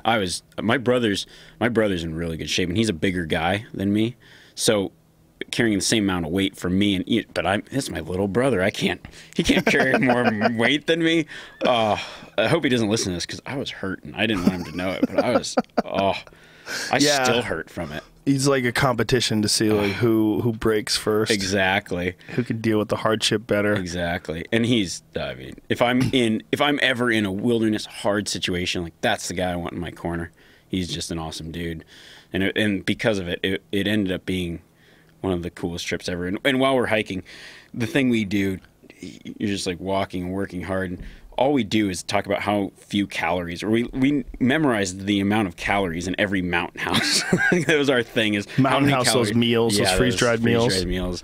And when you're overexerting and just eating freeze-dried meals, nothing is better than some fresh elk steak over the fire. I was hanging out with this photographer when we went moose hunting, this guy Sam, and he was talking about this trip that he had went on where they had not brought enough food. Yeah. And everyone on the trip had lost like 30 pounds, 20 pounds. You can lose so much weight. So when I first started guiding, every year I would lose 20 to 30 pounds. Wow. It's starving. You're starving. Yeah. It's essentially starvation. Essentially. Yeah. You force your body to keep going, and it starts eating off fat and muscle. And it doesn't take much to do, because you almost come to a point when you're working so hard that you physically can't. You just get sick of eating almost. They need some better, higher. You just need to bring sticks of butter or something. Like fat, just actual fat. Realistically. Yeah, when people say that I can't lose weight, man, I can't lose weight. Like, you're not trying. Yeah. If you just what you need to do. Get one of those Tenzing packs, throw a fucking rock in it like Cameron Haynes does, and go climb up a mountain. Oh, yeah. He puts a 130-pound rock in his pack. That's one of the ways he prepares for elk season. He puts a rock in his pack and he hikes mountains. I saw he did. I was on Facebook or something. He just did the Boston Marathon. For a guy in his like bodybuilder status to run like that is semi-unhuman, really. That motherfucker works hard. Oh, yeah. No, he does it. He lives it. He lifts weights every day, 7 days a week. I go, how many days do you work out? Every day. Every day. You never take a day off. He doesn't take days off. He just pushes. I mean, he's always hurt. He's always sore. He's always like aching, barely can get out of bed, has to drink coffee, take aspirin, hot shower, and then starts running. Huh. Just crazy. Just tough. Yeah, it's cool. Just tough. Yeah. There's certain people, man, and a lot of them are hunters. Like Renella's one of those guys. It's just fucking tough. Just they have this mental toughness, the ability to endure discomfort that the average person just doesn't get. And I think it's accentuated by this life or death struggle that you experience on a day-to-day basis when you're hunting. Yeah. You can kind of compartmentalize certain aches and pains and hunger and thirst and cold. You can just block that shit out and keep going, where the average person sort of wallows in that stuff. Yeah. But you have to. You come into this you have to do these certain things where you're tasked with something that's probably a lot harder than the average person thinks you can do. But once you've done it once, it's a lot of this stuff's mental. And that's the Apex Predator show that I've been doing comes back to a lot of shit's just mental. Yeah. It's so many things. A lot is mental with almost everything. Yeah. With almost, like, tattoos. Here, this is a bad example, but everybody says like how bad tattoos hurt. I fell asleep when I was getting tattooed. Like, it doesn't hurt. I mean, it hurts a little, but it's not hurt. It doesn't hurt like someone kicking you in the head. It doesn't hurt like someone trying to choke your fucking neck off. No. It doesn't hurt. Like, a lot of things hurt. Like, they really hurt. It's just discomfort. And there's a difference between discomfort and real pain. Yeah. And what you can endure. Like, a lot of times people start focusing on the discomfort, and like it accentuates it. It becomes like their entire focus becomes this pain instead of doing the task, like blocking out whatever discomfort that you have, dealing with it, and get through it. And going on. Sometimes that Alaska trip, while we're doing it, we're like, would you ever do this again? Nah. And then when it's over, we were so excited, we just wanted to do it again. And it was because we hurt the whole time. Like, when was the last time you just hurt for a week? Just punished you. And it's like this cool experience where you push yourself to these limits, and then you feel awesome afterwards. Well, after it's done. Like, after it's done. In the middle of the toil, you're like, oh, God, this is not fun. But you get back to camp that night. We flew in a few beers, crack open a beer after in the middle of nowhere. And you go, yep, let's do this again. That was cool. Ranella has a whole way of describing it that he said he learned from one of his buddies, is that there's different kinds of fun. Mm-hmm. There's the kind of fun that's fun while you're doing it, but it's not fun later. Right. And there's a kind of fun that's not fun while you're doing it, but afterwards you have amazing fun memories, and it's awesome. It's weird. Yeah. I noticed, and you know, I don't know if you've experienced this yet, but for me, you know, I've hunted a lot, and so I almost like to punish myself. And I like it to be hard. I like it to be a challenge. So I will actually create it to be. I just did this hunt in New Zealand where I was hunting these fallow deer, and at any given time for the first few days, I could have shot a deer. Well, a lot of people don't realize, as hunters, it's not always the goal to just go shoot something. It's part of the experience. And so for me, I just kept passing up animals because the experience wasn't right. Until the last day when I was supposed to leave early, and I ended up, I'm just going to be hunting for 2 hours, and I don't bring any water. And I ended up hunting all day and going, I don't even know how far, 18 miles maybe, and I didn't bring any food, bring any water, and I'm hurting, and I ended up shooting a deer at last light, and now to me, it was awesome experience. It made the trip, it made that memory, the hardship made the memory. And something that I, as a hunter, that non-hunters don't really maybe understand is like having these antlers around. And when the meat's long gone, I can look at that and remember the hardship and the journey and the adventure and these other things about the experience. And the meat was a byproduct, but these are the memories that like. You look at that moose and you think of something completely different than I do. You remember how it went down. You remember, you know, maybe the struggle or carrying the meat back or whatever. So I may have a rack in my house that's sitting up on the mantle. And why is that one on the mantle and that one? Well, that one I had to work real hard for. So I look at it and I think it reminds me constantly of what I went through. When you say that the experience wasn't right, what do you mean by that? Like, I feel sometimes it just wasn't a challenge. It was. I would have been shooting an animal, not the adventure wasn't there. The challenge wasn't there. It just wasn't the right time. I wanted to keep going, until it happened. I don't know. It's a weird. But for me, hunting's about the adventure and everything behind it, and so as well as obviously getting meat. But there comes a point where, you know, if I didn't get a deer this week, well, maybe I'll get one next week. I'm not going to starve to death. I've got a freezer with meat, but I also want to keep that freezer full. Right. So it comes to a point for me where it's about other things as well: the experience, the adventure, the meat, all combining into this. If it's too easy, I just don't like it. That's fascinating. I don't know. It'll happen. You know, for me, it happened. When I was younger, I never wanted to stop hunting because I liked the experience of being out there so much. So I would do what a lot of people call trophy hunting, and I'm air quoting that because it means something different to me, where I would look for a bigger deer because I wanted to keep hunting and make it more of a challenge for myself. I see what you're saying. See what I'm saying? So instead of like some people, they want a bigger deer so they could say, "Hey, I got a 190 buck and you know, 190 inch, and look, it's on my, you know," and they'll measure everything and look at his tines and look how big his. For you, it was just it's a more difficult pursuit. Right, just a difficult pursuit where it keeps me in the field longer. Because if I shoot that first deer I see, I would be the type of guy that goes out. If I've got 10 days to hunt, I want to hunt 10 days. I don't want to shoot something on the first day. Even if I end up getting something the last hour of the last day that I would have shot the first day, I want to spend those 10 days out hunting. That's funny. I'm the opposite. I'll shoot that fucker in the first minute. I would love to just set the Kent up, turn around. Oh, look what I got. Boom. Cut it up, start eating it on the spot. But I haven't been hunting as long. I think when you've been hunting as long as you have, also, you kind of appreciate what you appreciate after the fact. Yeah. Like you have a real deep understanding of what it means to you. Whereas to me, it's all pretty new. Yeah. You know, I've only been doing it for not even 3 years now. So it's like, oh, crazy. We're shooting a turkey now. Yeah. Oh, wow, this is cool. Like, yeah. oh, we're going to go shoot this. I'm going to eat that. And it's fun. I enjoy it. I love, you know, the turkey, I don't know if I'll do that again. I might. I mean, it's not that I didn't like it. But what I didn't like about the turkey is you work all day and, you know, several days in a row to get a turkey. And you can only, it's like a meal. It's like a meal for like my family. Turkey. They couldn't even eat the whole turkey. It's like it's not that big, you know. That's what in Nevada chucker hunting's big, and you might work your chucker. What's a chucker? It's a partridge. They're from the Middle East. They aren't native, but they've been released into the mountain. And they live in cliffs, and it's a really hard animal to hunt. And you may go out and only shoot one bird and hike.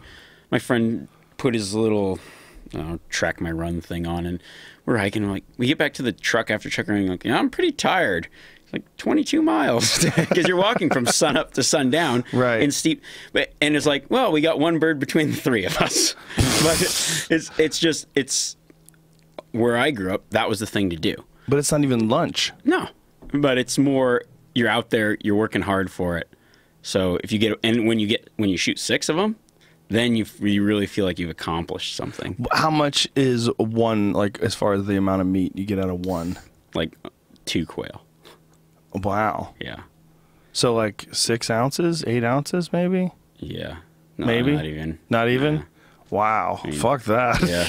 I don't have that kind of time. But I know, but when it's just the pursuit of it as well. So you get into, and then the more you fail, the harder you want to try to succeed. So the next time you go out, you want to go further and hunt harder and try to shoot better. I don't know. That's interesting. So it becomes, hunting isn't just about going out and acquiring meat. Hunting is also about the challenge of the pursuit of the animal, being the hunter, being the predator out there trying to outsmart or outhunt, defy their natural instincts, figure out how to avoid the wind blowing in their nose, figuring out how to approach them the right way, and to make it even more difficult, going after the bigger ones that are smarter, that have been alive longer, making it a more difficult task, and making the appreciation of the accomplishment much better. Yeah, and the harder something is, the more skill you need, the more you've honed your abilities in the end. And I've always said the harder you work for something, the better it tastes. So if you ask me what the best tasting thing is, elk, it's because you work hard for elk. Now, Himalayan tar in New Zealand, I think they're delicious. It's a goat that lives in the mountains, but you work your ass off for it, and when you sit down to eat it, you appreciate it. It's just a different feeling. What does it taste like? Because goat, a lot of people don't like. It doesn't taste like goat. It tastes like venison. Really? And it's kind of got marbled fat in the meat, which is different. Mountain goats have that as well. They have a wild coat. Yeah. To pull up an image of a Himalayan tar, I call they're gorilla grizzly bear T-A-H-R, I think. T-A-H-R, yes, or T-H-A-R, either way. That's a wild looking animal. Yeah, they're cool. Yeah, they look like a werewolf or a Chewbacca or something like that. Like their back looks like a gorilla because they've got these silver stripes down the back, and then they've got a lion's mane on the front. And then look at that thing. What the fuck? What a wild looking animal. They're probably one of my favorite species. That is so strange. And that's a very difficult hunt, right? Can be. Depends how you want to do it. That's like, for me, I want to walk up from the bottom, but you could take a helicopter to the top. Do people do that? Oh, yeah. In New Zealand? Yeah. Really? Yeah. Look at that fucking face. That looks like a baboon or something. Crazy. Wild looking, half lion, and they have a red meat that's just like venison. Yeah. Wow. Now, some people, they fly up on a helicopter, they shoot these things, and then they what, fly back down? Mm-hmm. Now, like, what are the elevations you're climbing when you're dealing with these things? 4,000, 5,000 feet, maybe. Wow. Depends where you're at. 3 to 5, 3 to 6. And it's all weird, rocky, slippery terrain, Yeah, very cliffy precarious. I watched one of your episodes of Solo Hunter when you went after these things. Oh, yeah. Was it one? Did I get one, or did I fail? There's one you didn't get one. Oh, with the Yeah. bow. Yeah. Yeah, you go, I mean, just the adventure and getting up there is half the fun in the first place. What the fuck is that pounding? Is that next door? What are they doing? Just demo work. They're building a robot. Yeah, it seems like those trips are very strange too, because you were staying in one of those weird cabins that they have set up there for people that could just use them anytime they want. They can go up there and hang out in those cabins. Public huts. Yeah, that's pretty cool. Is there that many people that go hunting up there? Do they have those things, or are they for Oh, they're mountaineers? for mountaineering. A lot of it's, most of the ones I stay in are for ice climbing because I like hunting around the glaciers. Oh. So they're all ice climber huts, like where you base out of before you go Really? ice climbing. Well, that's a really popular pursuit around there? No. But there's so much so yeah. that they have huts? Yeah, because it's tough terrain, and if that's your sport, these groups like build these huts. There's historical significance to some of them too. They're put in for coaling expeditions back when animals are running rampant there because they're all non-natives. It's a completely talking about.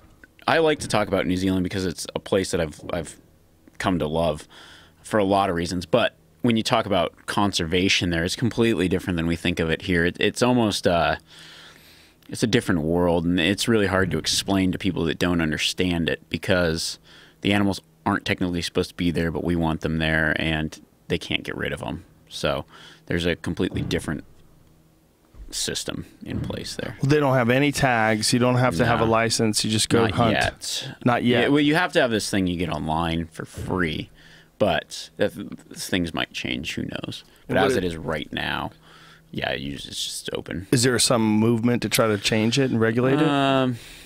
I think it looks like there might be. Yeah. Not necessarily not that they want less animals shot, because a lot of people there would want them all gone if they could. I mean, they poison animals. The government shoots them out of helicopters. What? Yeah, they have to.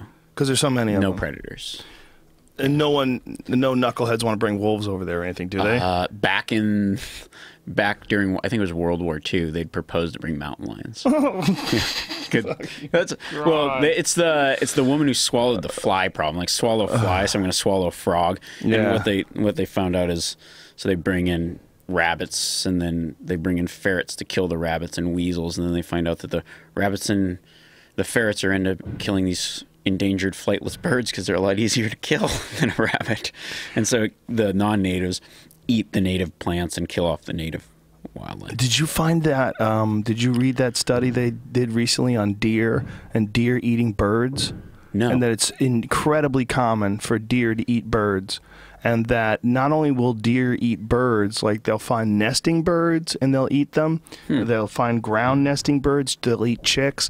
But they also found they had these birds that were caught in a net. And much to their surprise, mature deer were walking up to these birds that were caught in the net and just eating them alive. And that birds apparently are on the menu for deer. For deer. Yeah. That's interesting. No one knew. This is really, really recent discovery. Yeah, I wonder if was there more bucks or does, or do they even know? I don't know. Jamie, see if you can pull up that article. Because you got it already. Deer have been eating birds for years. They do need a lot of protein. Next. Especially the females need it when they're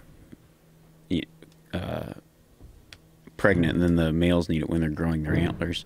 But they pick out higher protein grass and other things. It makes sense that if they eat a bird, then they get a little bit more protein in their diet. They're eating the heads and legs of live seabird chicks as a way to get minerals they need to grow their antlers. Scientists believe that surprising addition to the red deer's diet stems from mineral deficiencies in the vegetation they eat. Wow. There's a bunch of different versions of this that they've. There's more than one study that they've sort of. This is from 2003. This is not the one. There's one from much more recent. That's pretty crazy. Yeah. Field cameras. Yeah. Huh. Yeah. This is the most recent one. This is the North American one. It's crazy in North Dakota. They set up nest cams over nests of songbirds, expected to see a lot of the nestlings and eggs getting eaten by ground squirrels, foxes, and badgers. Squirrels hit 13 nests. The other meat eaters made a poor showing. Foxes and weasels only took one nest each. You know what fearsome animal outdid either of those two sleek, resourceful predators? White-tailed deer. They ate living nestlings right out of the nests. And if you're thinking that must be a mistake, that the deer were chewing their way through some vegetation, happened upon a mouthful of bird, think again. Up in Canada, a group of ornithologists, that's how you say it? Ornithologists, were studying adult birds in order to examine them closely. Researchers used mist nets. These nets, usually draped between trees, are designed to trap birds or bats gently so that they could be collected, studied, and released. When a herd of deer came by, the deer walked up to the struggling birds and ate them alive right out of the nets. Crazy. That's cool. It is wild, man. It is wild. Huh. A cow. They found a cow eating a recently hatched chick. Wow. Herbivores eat meat when they're not getting enough nutrients in their diet. That's interesting. That is. Yeah. It is really fascinating. I wonder... it's amazing. I wonder what other animals do things that we don't even know about. You just happen upon it accidentally. I'm sure there's a lot. Yeah. I'm sure. You know, I mean, it's one of the things they've found over the last, I don't know how many years, is how many bears eat baby bears. And that it's not just a matter of, like, trying to keep their bloodline or trying to discourage up-and-coming males. They just eat babies. Like, that's just their thing. Food source. Like, when they get out of the hive or the den, when they're done hibernating, they, like, immediately seek out cubs. That's, like, one of their favorite things to eat. I've heard that. I wonder, I've also heard that they do that for breeding reasons as well, because then the female will cycle again. Right. Yeah, there's all sorts of speculation about that, but when we were in Alberta last year, one of the guys we were with, they had seen a female eat its own baby. Wow. It's really fucked. The male had killed it, and then the female finished it off. That's pretty weird. The male came in and tried to attack the female, attacked her cub, killed her cub, started eating her cub. She chased him off, and then she finished it. Yeah. That's my snack. That's harsh. That's fucking harsh, man. Mom, why are you eating me? You're not a me anymore. You're dead. It's a harsh fucking world. The world of nature. Oh, yeah. That's doing the Apex Predator show. One of the things that really kind of was surprised, because we start out doing a TV thing, and you have these ideas of what should happen, and that never freaking happens ever. Things always go wrong or something. But that's why I wanted to take and look at it as a learning experience, not necessarily come out with these preconceived ideas of what's going to happen. I just want to act as this animal in the wild, learn from it, and then see what its life would be like. And one of the things that I've come to the conclusion of is a lot of these animals that we see as being super efficient and they've easily surviving, it's a hard knock life for them. It's not as easy. A lot of animals scrounge and are hunting all day, every day, into the night, just to get enough food to sustain themselves. And then there's other animals that it is easier, but for the most part, I've learned that these animals that hunt daily, it's not as easy as you might think. You always see the highlight reel of the lion catching the gazelle, but it's pretty hard even for the lion to catch the gazelle. It's a pretty interesting thought, and then we go out as humans, and it's a lot easier for us to hunt and catch things than it is for these natural predators or animals. Well, I can imagine. We have guns. Yeah, exactly. Well, that's the archery thing too, right? That's one of the reasons why people enjoy archery. It's because it is a much more difficult challenge. You have to figure out how to get between, 20 and 50 yards. Proximity. And it just goes back to that challenge of what makes it hard and why you do it. I mean, there's people that only bow hunt. There's people that bow hunt and rifle hunt. There's people that don't traditional bow hunt. And it's all based on the challenge and the experience for them, as well as a lot of ideals as far as, okay, well, I'm a bow hunter, and if you shoot it with a gun, that's too easy for me. But for me, I do whatever kind of hunting because I just love hunting. Yeah, there's a lot of people that have, there's like a purity involved in like shooting something with a bow because it's much more difficult than shooting something with a rifle. See, and I'm cool with that, but sometimes for me there's hunter. I don't like when hunters are against hunter. Like if you're on a hunter because you shoot it with a rifle, and then the traditional dude's like, you aren't a hunter because you shoot it with a compound bow. Right. And then there's a guy out there wearing no shoes going, you guys need to grab him with your hands. And there's some other dudes like, you got to catch him with your teeth. Can't we all just get along?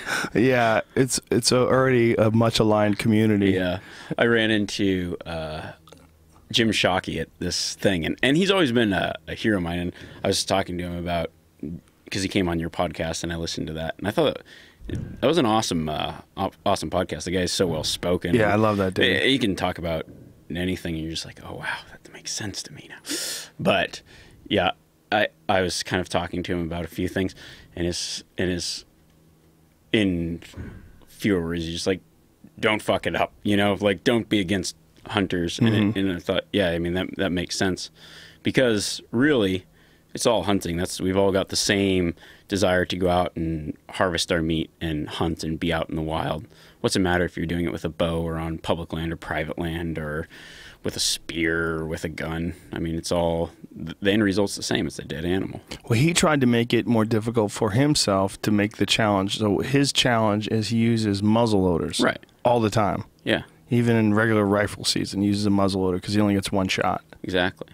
And that's for me, if I'm hunting with a rifle, then I may try to find something that's bigger or pack into an area that's further, or who knows what I do. I just to make it more of a challenge. And then there's sometimes where obviously the only intention is I'm looking for meat and I need that meat now.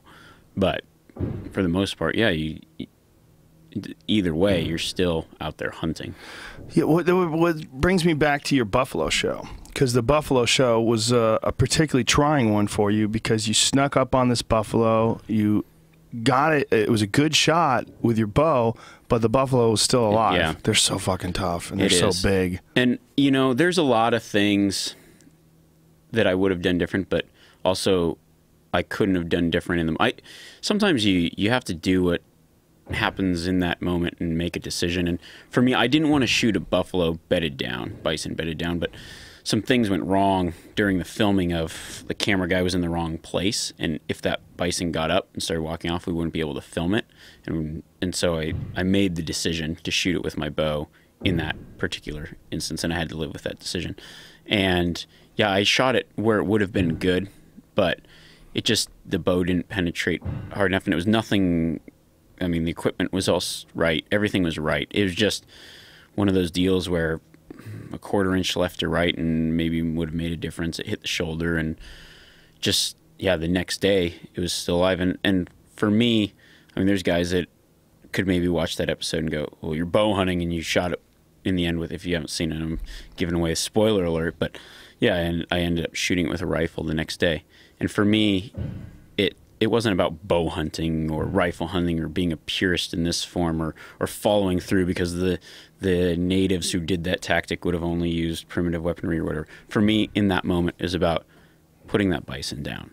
And, it's, as hunters, we don't want to see an animal suffer this, that, or the other thing. So it didn't really matter what I shot it with in the end. I just wanted to do my job to make things right. That had to be a hard feeling too, to know that this animal's wounded and you have to go to sleep. And then I didn't even sleep that night.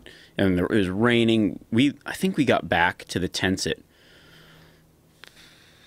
1:30 in the morning later. It'd been just dumping rain. We lost the blood trail. And I also didn't want to keep pushing it because at some point you think, okay, well, it's not smart to track at night. The only reason we were tracking it at night was because the rain was coming.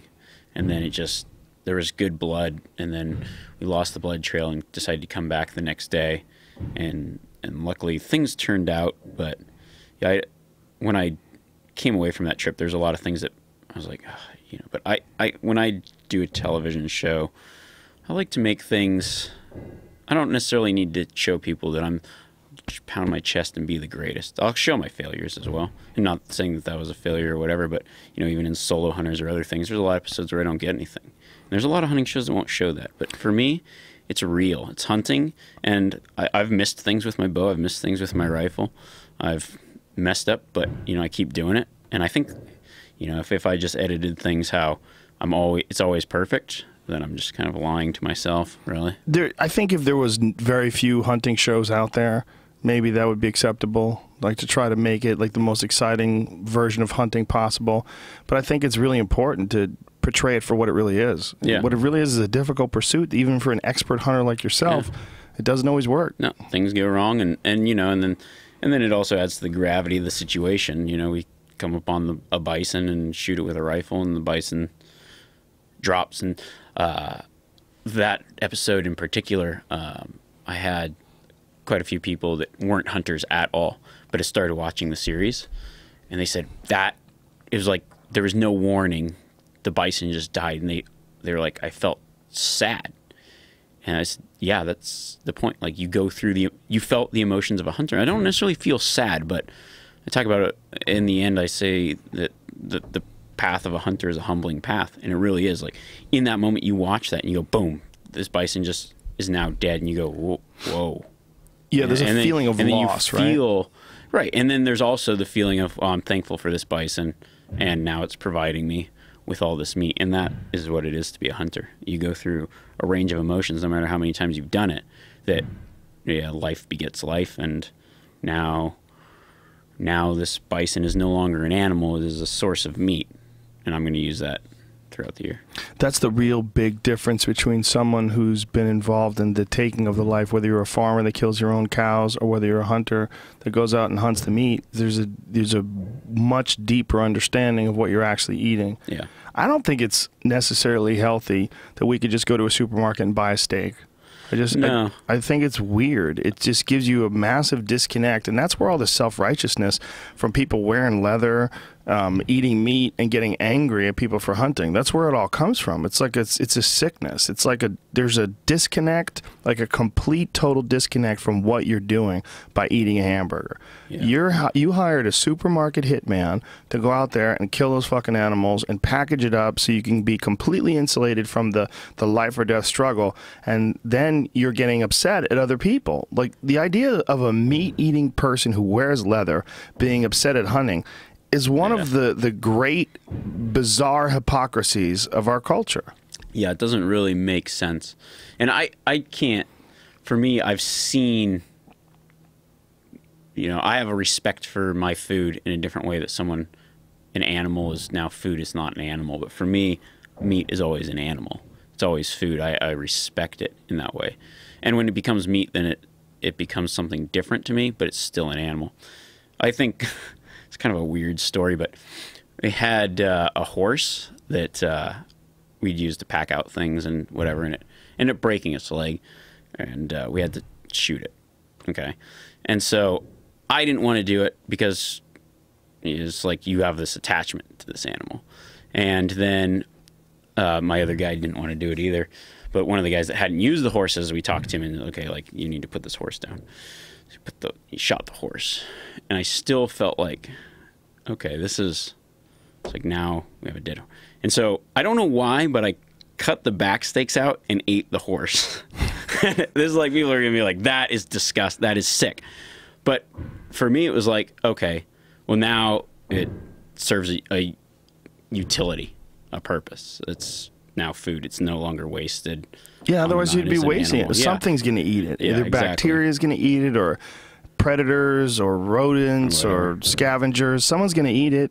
Yeah. Why shouldn't you? And I've had horse before. I had it in Montreal. There's a place called Joe Beef. I've had horse tartare, where I've had raw horse, and I've had a horse loins, where they cooked like the backstrap, and they cooked it up like a steak. It was delicious. Yeah. It's really lean. There, you know, in the end, it's meat. It's meat. But I mean, obviously, you like he ate his pet.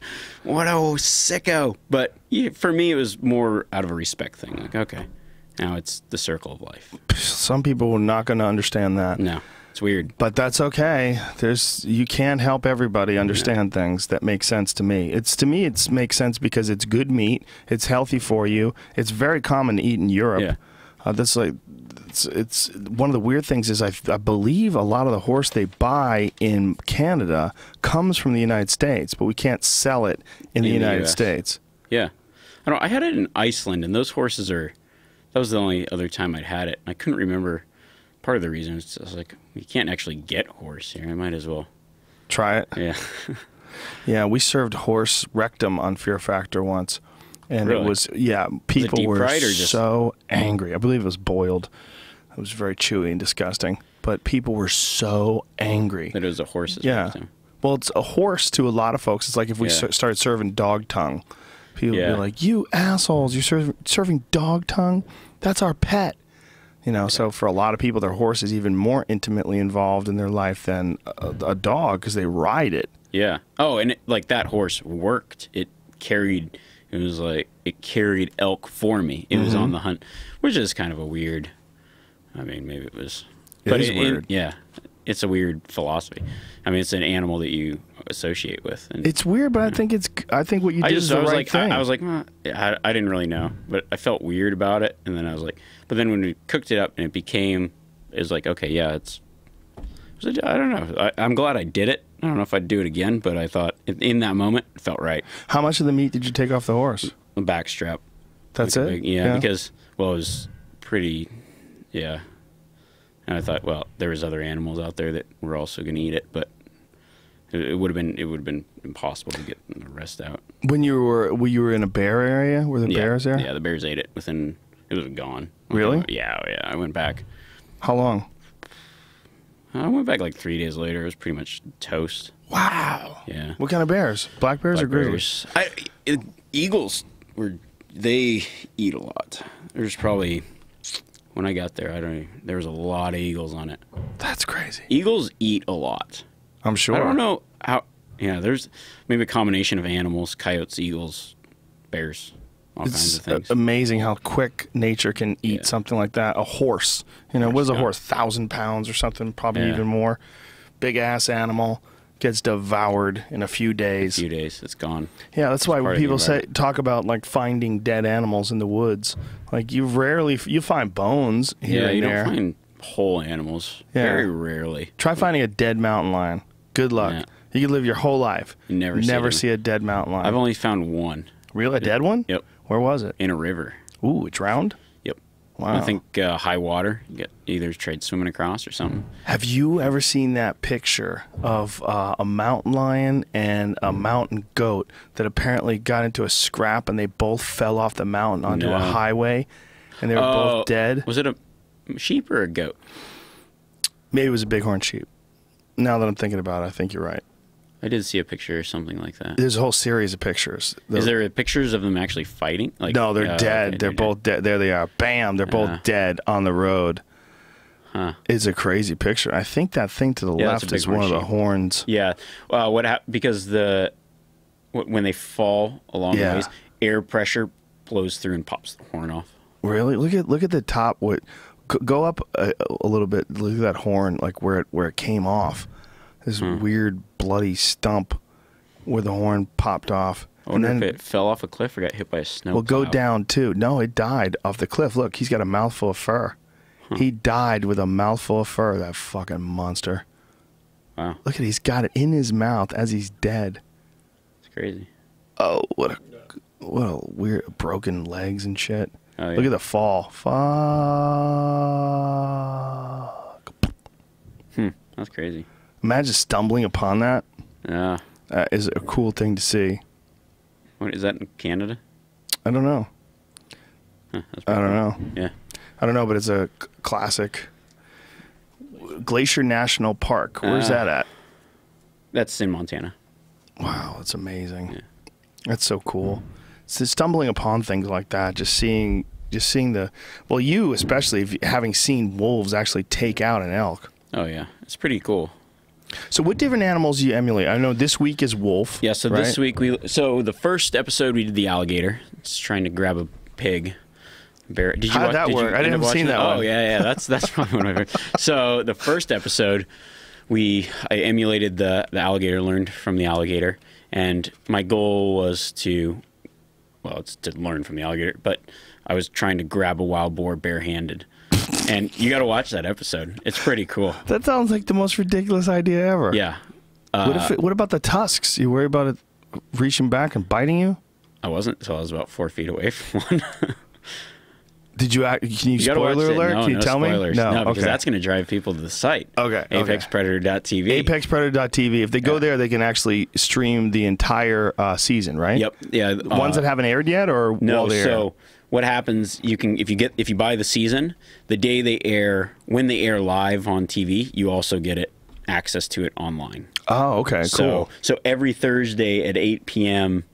East, or I think it's right after the show, so 8:30 p.m. East. Boom. Play the trailer, Jamie. Let's play the trailer.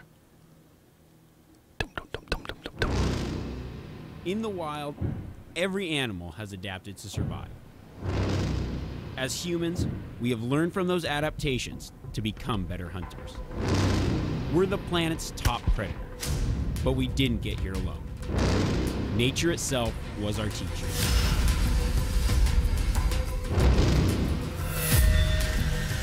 I'm Remi Warren. I'm going to study animals in their environments, learn what makes them successful, and challenge myself with nearly impossible hunts, giving me raw skills only obtained from experience. I plan to immerse myself in nature and hunt like an animal.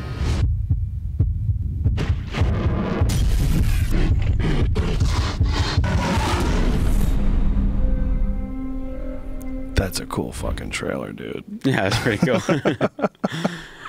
Those guys at 0.0, they know what they're doing, man. So good.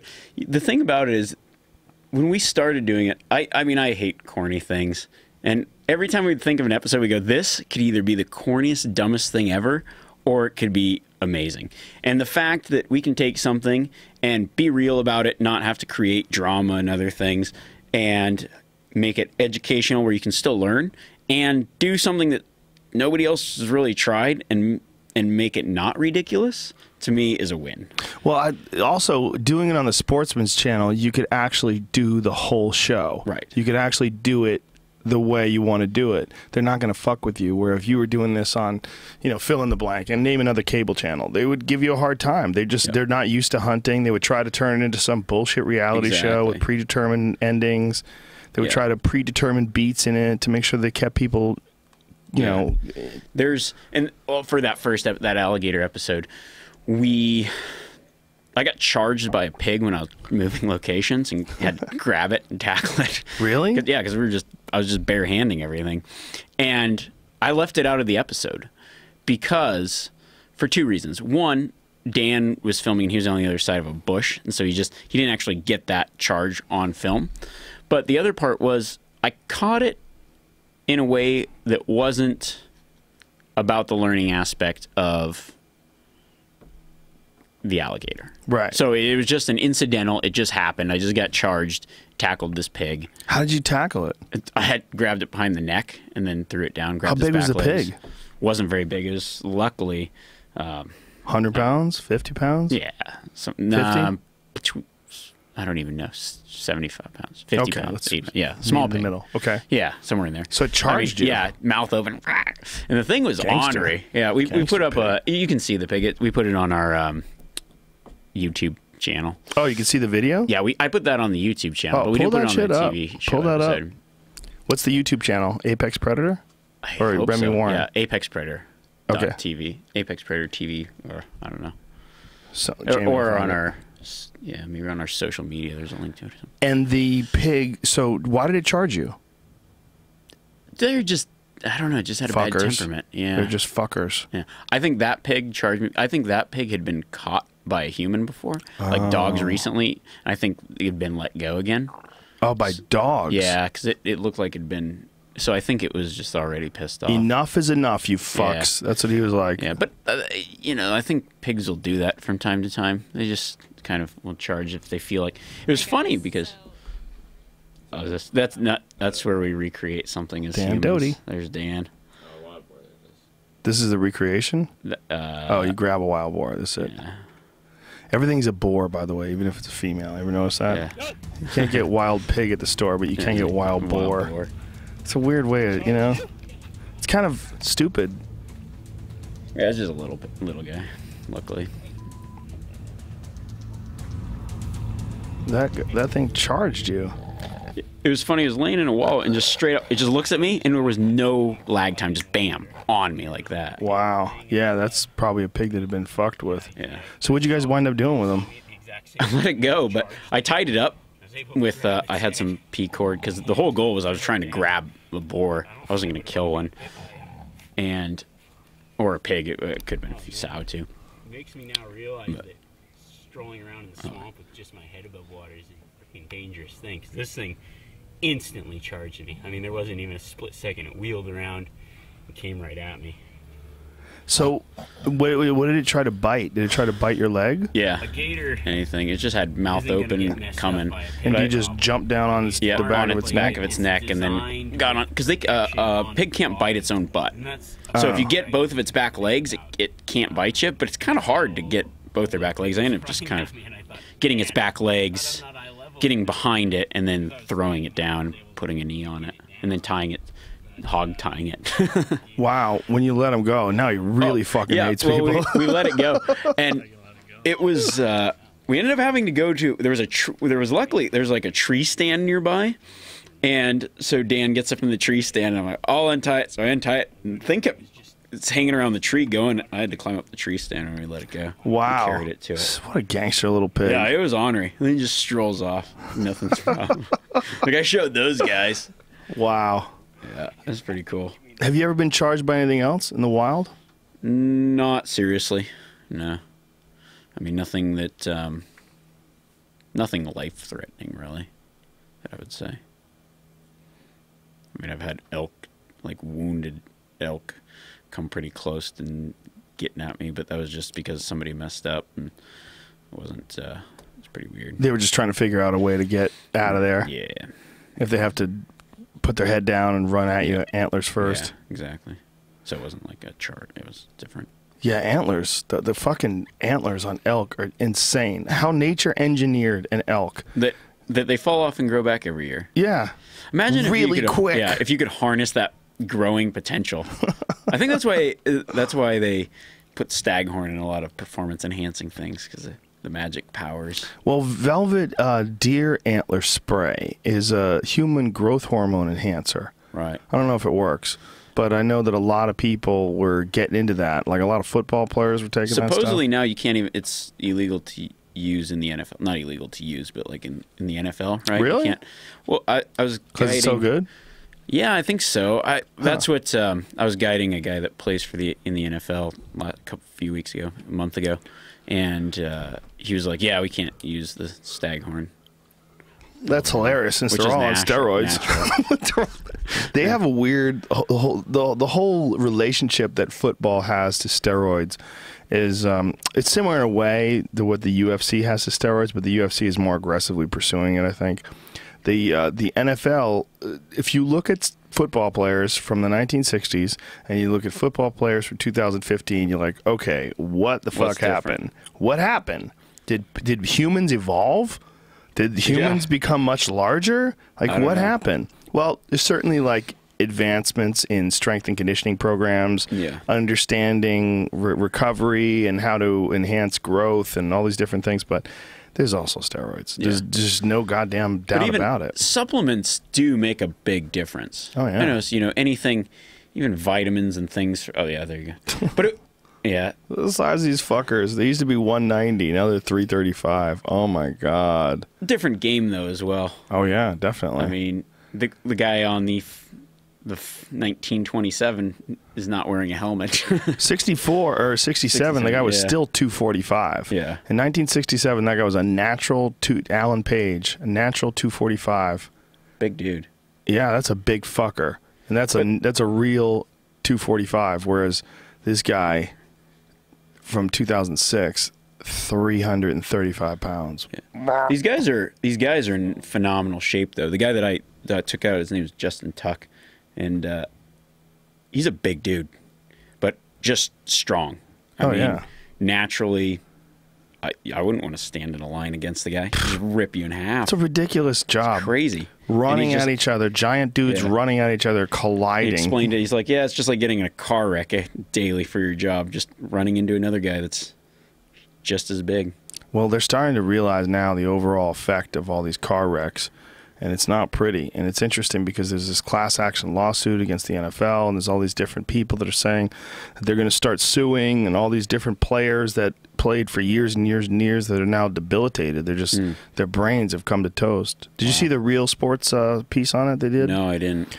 It's scary. It's really terrifying because they have all sorts of like very predictable patterns that these guys follow when they have traumatic brain injury.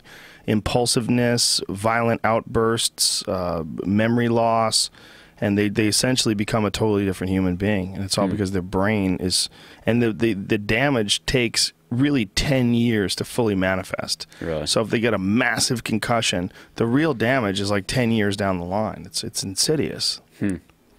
Yeah, I imagine that probably goes for any full contact sport. Like MMA is a real issue.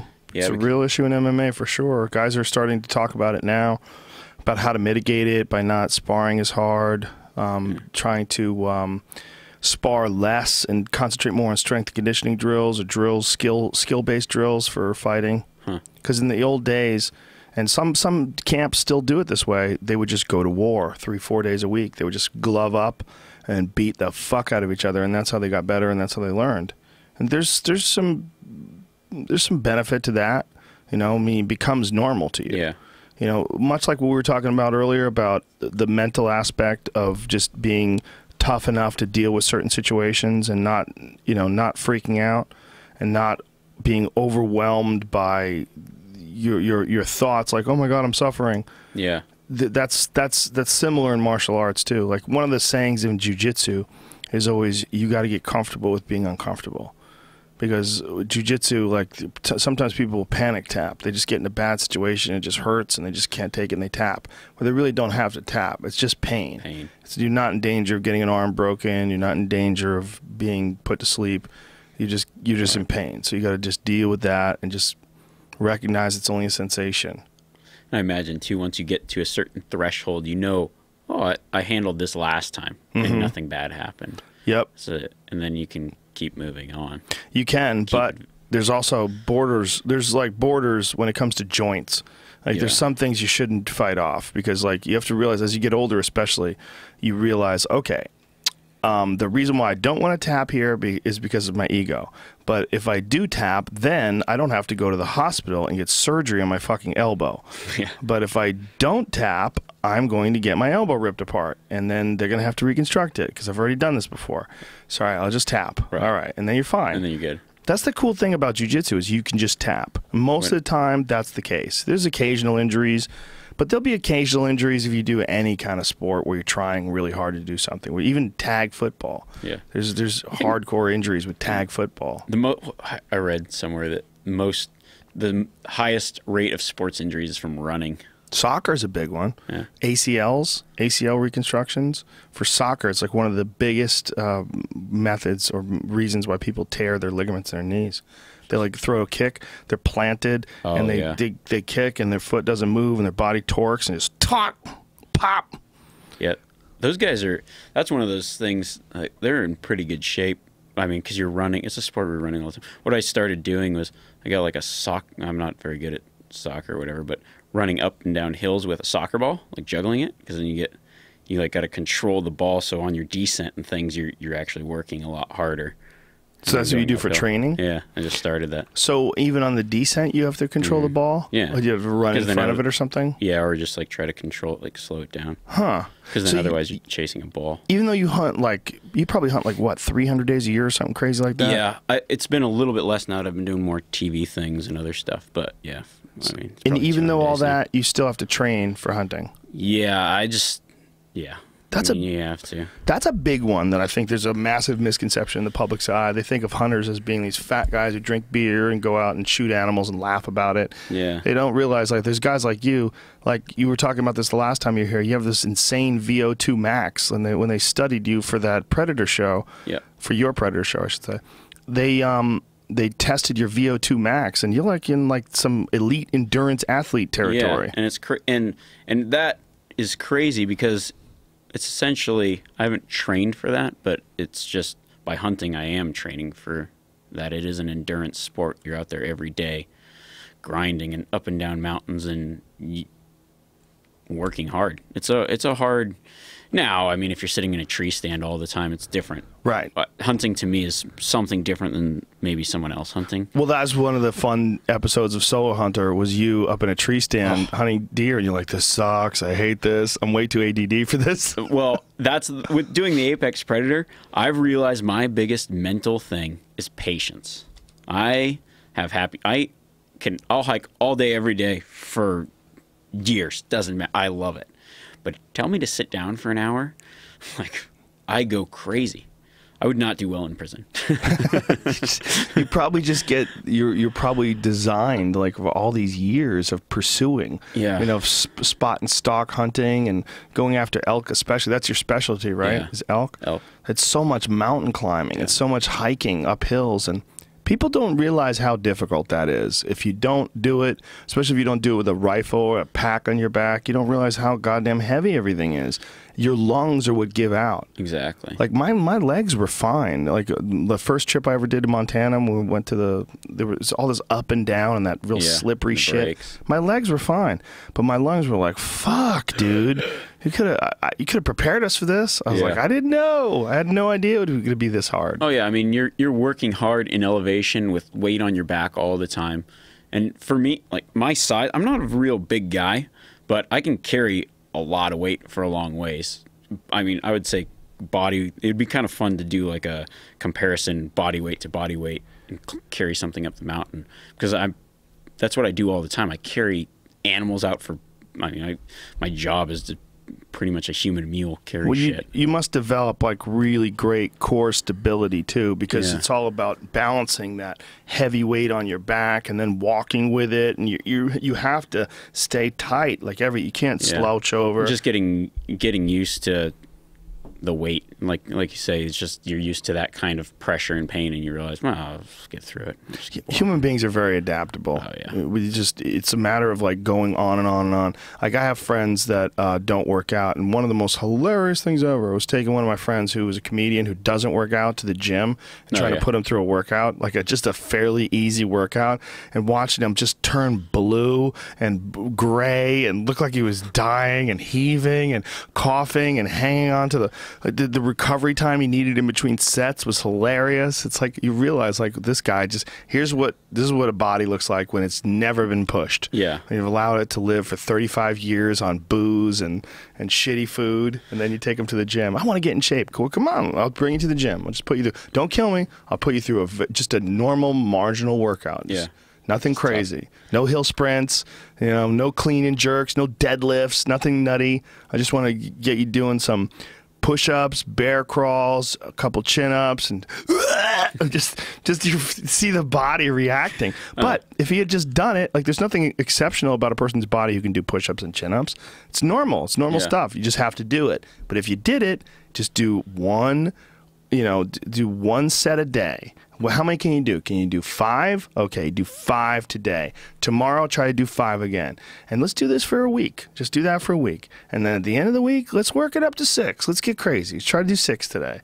And if you just do that for 6 months, guess what? You can do 20 chin-ups. Oh, yeah. It doesn't seem like it works that way, but it really does. You just got to put in the numbers. And with a guy like you, you're putting in the numbers for your hunting. You're always, that's a part of your normal life. Like, every time I go hiking with Ranella, I laugh, that fucking mountain goat. I can't keep up with him. And, he's just doing it every day. He doesn't get tired. Like, you'll be heaving and hoving, no matter how good a shape you think you are. And the only thing that gets you prepared for doing that is doing that. Yeah, that's exactly it. Because I've taken out and hunted with a few professional athletes. These guys are human specimens of the highest degree. Like, they physically, and then they try hiking with me, and like, it absolutely, they just don't get it. That I was like, no, I train for, this is what I do. Right. I'm hill fit or whatever, right? If you put me in, if I'm going to go bench press like you bench press, then this is not going to happen. But put a heavy pack on my back and I'll just hike forever. That's a good way of putting it. He'll fit. Yeah, you're fit for what you do. What do you use for like a pack? What is your equipment when you pack out meat? What kind of pack do you use? I use either an internal frame or external frame. What company do you use? I just started using a Kafaru pack. It's pretty good. I actually used one a long time ago when they first started. How do you say Kafaru? Kafaru. How do you spell that? Kiafaru. Kafaru. It looks like Kifaru. It's got like a little rhino symbol. I either use that or for an external frame, I've been using the Outdoorsman one. Outdoorsman. Outdoorsmans.com. That's what Rinella uses. Yep. And so they've designed these packs primarily for guys like you that are going to do what you did in Alaska, where you're going to walk hours and hours and hours with giant slabs of meat on your back. Yeah, and that's special gear for a special task because it puts the weight on your hips and your sanctum. I guess right above your tailbone there, because you don't want the weight. You want it above your hips so you've got full mobility and can move, but kind of distribute the weight through the frame to your hips. And yeah, you can put some serious weight in some of these packs and go. I mean, no joke, I've packed out a whole elk myself in one trip before. One trip? Yeah. I got a picture on my Instagram of this dude. We took every piece of meat, ribs, everything like boned out, and I've got a pack loaded with meat, and then I'm like dragging 2 quarters behind up this little hill. It's pretty cool. And the guy's looking at me going, "Huh, yeah, I didn't think you were much when I showed up, but yeah, you're doing it. Good job, good on you." So that's if you're only going to go a short distance. Yeah, it was like a mile and a half. So you just said, "Fuck it, let's just do it all in one job." Go back. Maybe it was 2 miles. It was uphill for, I would say, half a mile, something like that, and then the rest was downhill. So I figured, shit, I just get home. When you did that Alaska trip, like how long did it take you to recover? There's you dragging it right there. That's a whole elk, basically? Yeah, basically, yeah. I might have, when I took that picture, I might have had some of it out at the top already. I can't remember. Yep. That's a lot of fucking weight. Yeah. Well, like how long did it take you to recover from that Alaska trip? I mean, I recover pretty quick. During the days. I mean, when I sit down, I recover. I mean, I guess afterwards, me and my brother gorged like 2 bears on a fresh kill. We got back to Kodiak and we ate at this pizza place. It was probably the best meal I'd ever eaten in my life. I don't know, I was just so hungry or what. Pizza? Yeah, that seems kind of fucked. Yeah, we just went and got as many calories as we could. We just were just gorged, just ate and ate and ate and ate and ate. And then slept the whole next day. So I'd say a day of solid recovery. God, it's so crazy. That's such a wild experience. That Kodiak Island, man, was the subject of that television show that was really controversial because it had James Hetfield from Metallica was the narrator. Do you know that show? Yeah, it was some bear hunting thing. Yeah. It was it was filled with fuckery. That's what I heard. Just bear sounds in the bushes and the camera shaking. The same bear sound at every commercial break. Did you see him? Where is he? And then we cut to commercial. And then it's some CG bear like from Cabela's Big Game Hunter video game. It was so bad. It was like there was one scene where these guys were stalking this bear and the guy was about to pull the trigger on his bow, and then they cut to commercial, and then they come back, and then all of a sudden the guy doesn't have a jacket on and his pack's not there. It's like he's in the same scene, but did he take his pack off? Are you reenacting this? Did you forget he wore a jacket? Yeah. There was a lot of fuckery, man. And then I talked to this dude who worked on the set, and he was explaining to me how much fuckery was going on, and then it made even more sense. That's what I'm talking about, the creating drama, and I hate that. But yep. I was watching some other Alaska show, and there was supposedly about, like, a wolf is coming to eat our cows, and we're going to go kill this wolf. And then there's the wolf, and then the guy gets off the horse and shoots the wolf. And being a hunter, I mean, you can immediately spot bullshit, like, instantly. And he throws the wolf on, and it was this wolf that had been shot days ago. I mean, the thing had rigor mortis. Its eyes were sunken in. It looked like they just pulled it out of the freezer. Going, oh, me and my brother were laughing so hard. He's like supposedly tying it on the horse, and it's just like Stiff as a frozen board. I was going, oh my god, That's this so is stupid. They're pretending they just shot it. Yeah, That's so funny. stupid. There was one episode of Alaska, The Last Frontier, that I watched where they were fishing, and it was like this really badly acted thing where they're like, there's a bear. I hear a bear. Like, stop freaking out. We got to get out of here. And like, the bear's coming. There he is. Look, he's right over there. And you look over, the bear is eating a filleted salmon. Oh, yeah. Like, they filleted the meat off the salmon, and it's like clearly cut. Yeah. Like you can't get any slice. Whoosh, like it was totally it was just obviously from the store. They laid this fucking filleted salmon out there, the bones and the head and everything. They laid it out there for the bear to eat. Yeah. So the bear would like get close so they could film it, and then they're pretending it's coming after them. Like, oh, what the fuck are you doing? I can't watch your show now. No. Now you got me. I can't watch it. Yeah. That's one thing that's really cool about your show, and Ranella operates the same way, as does Jim Shockey. That Uncharted show that he has, amazing. That's an amazing cool. show. It's more like of a cultural exploration show than it even is a hunting show. I mean, he goes to these places and eventually shoots an animal, but he's in like the weirdest spots on earth, man. Yeah. It's really dangerous, war-torn areas, and he's bow hunting a fucking goat or something, you know? Yeah, and that's cool. And that's where it comes into the adventure aspect of it as well, because there's so many aspects to hunting. The benefit is the meat, but while you're getting your meat, you get these rich experiences that you can't get any other way. Well, you get a deeper understanding of life itself, in the sense of actual biological life on Earth. You get a deeper understanding of not just experiencing it from a video or reading an article about it, but from actually being there in the environment where these things live. You get it. The other thing is you get to be a part of nature, not just a watcher of nature, not just a bystander. Like even doing the Apex Predator show, I'm looking at the way an animal lives and then trying to see how humans compare and then go do it. And the doing it part is completely different than the watching it part. I can watch the great blue heron do something, and there's the heron episode. It's obviously there's some things that are ridiculous about it. Like I decide to go into a river wearing stilts. And I go, this seems like you're trying to make entertaining television, but and at first I thought, oh, fuck, is this going to be one of those things where it's like the filleted salmon type show? No, that's the last thing I want. So I look at the way the great blue heron hunts, and I'm bird watching for majority of the first part, like watching the way these animals do something. And by watching them, I thought I understood it.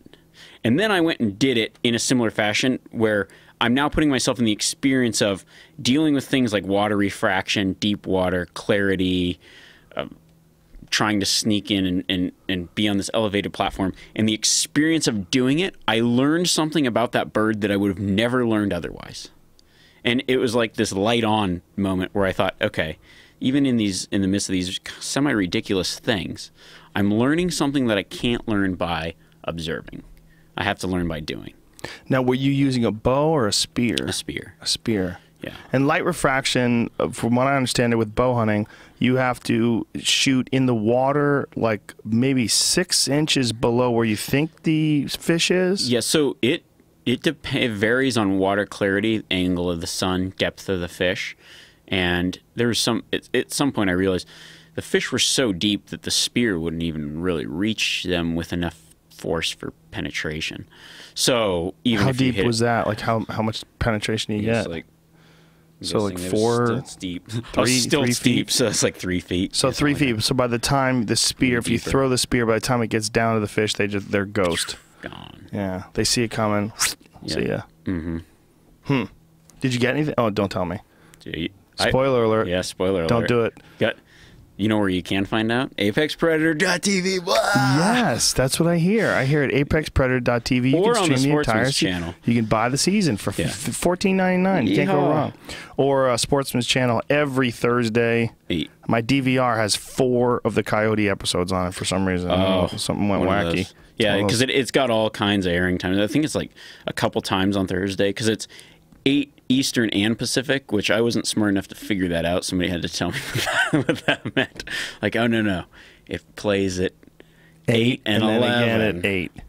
Yeah, 8 over here, 8 over there. Yeah, so. How many of these things have you done? 6 episodes. Do you think you're going to continue to do more? Yeah, I hope so. What's really going to determine that is people's involvement in viewing and viewership and other things, which I think it's this is a show that I've seen a lot of shows, and this is a show that I want to watch, and I wanted to make a show that I wanted to watch.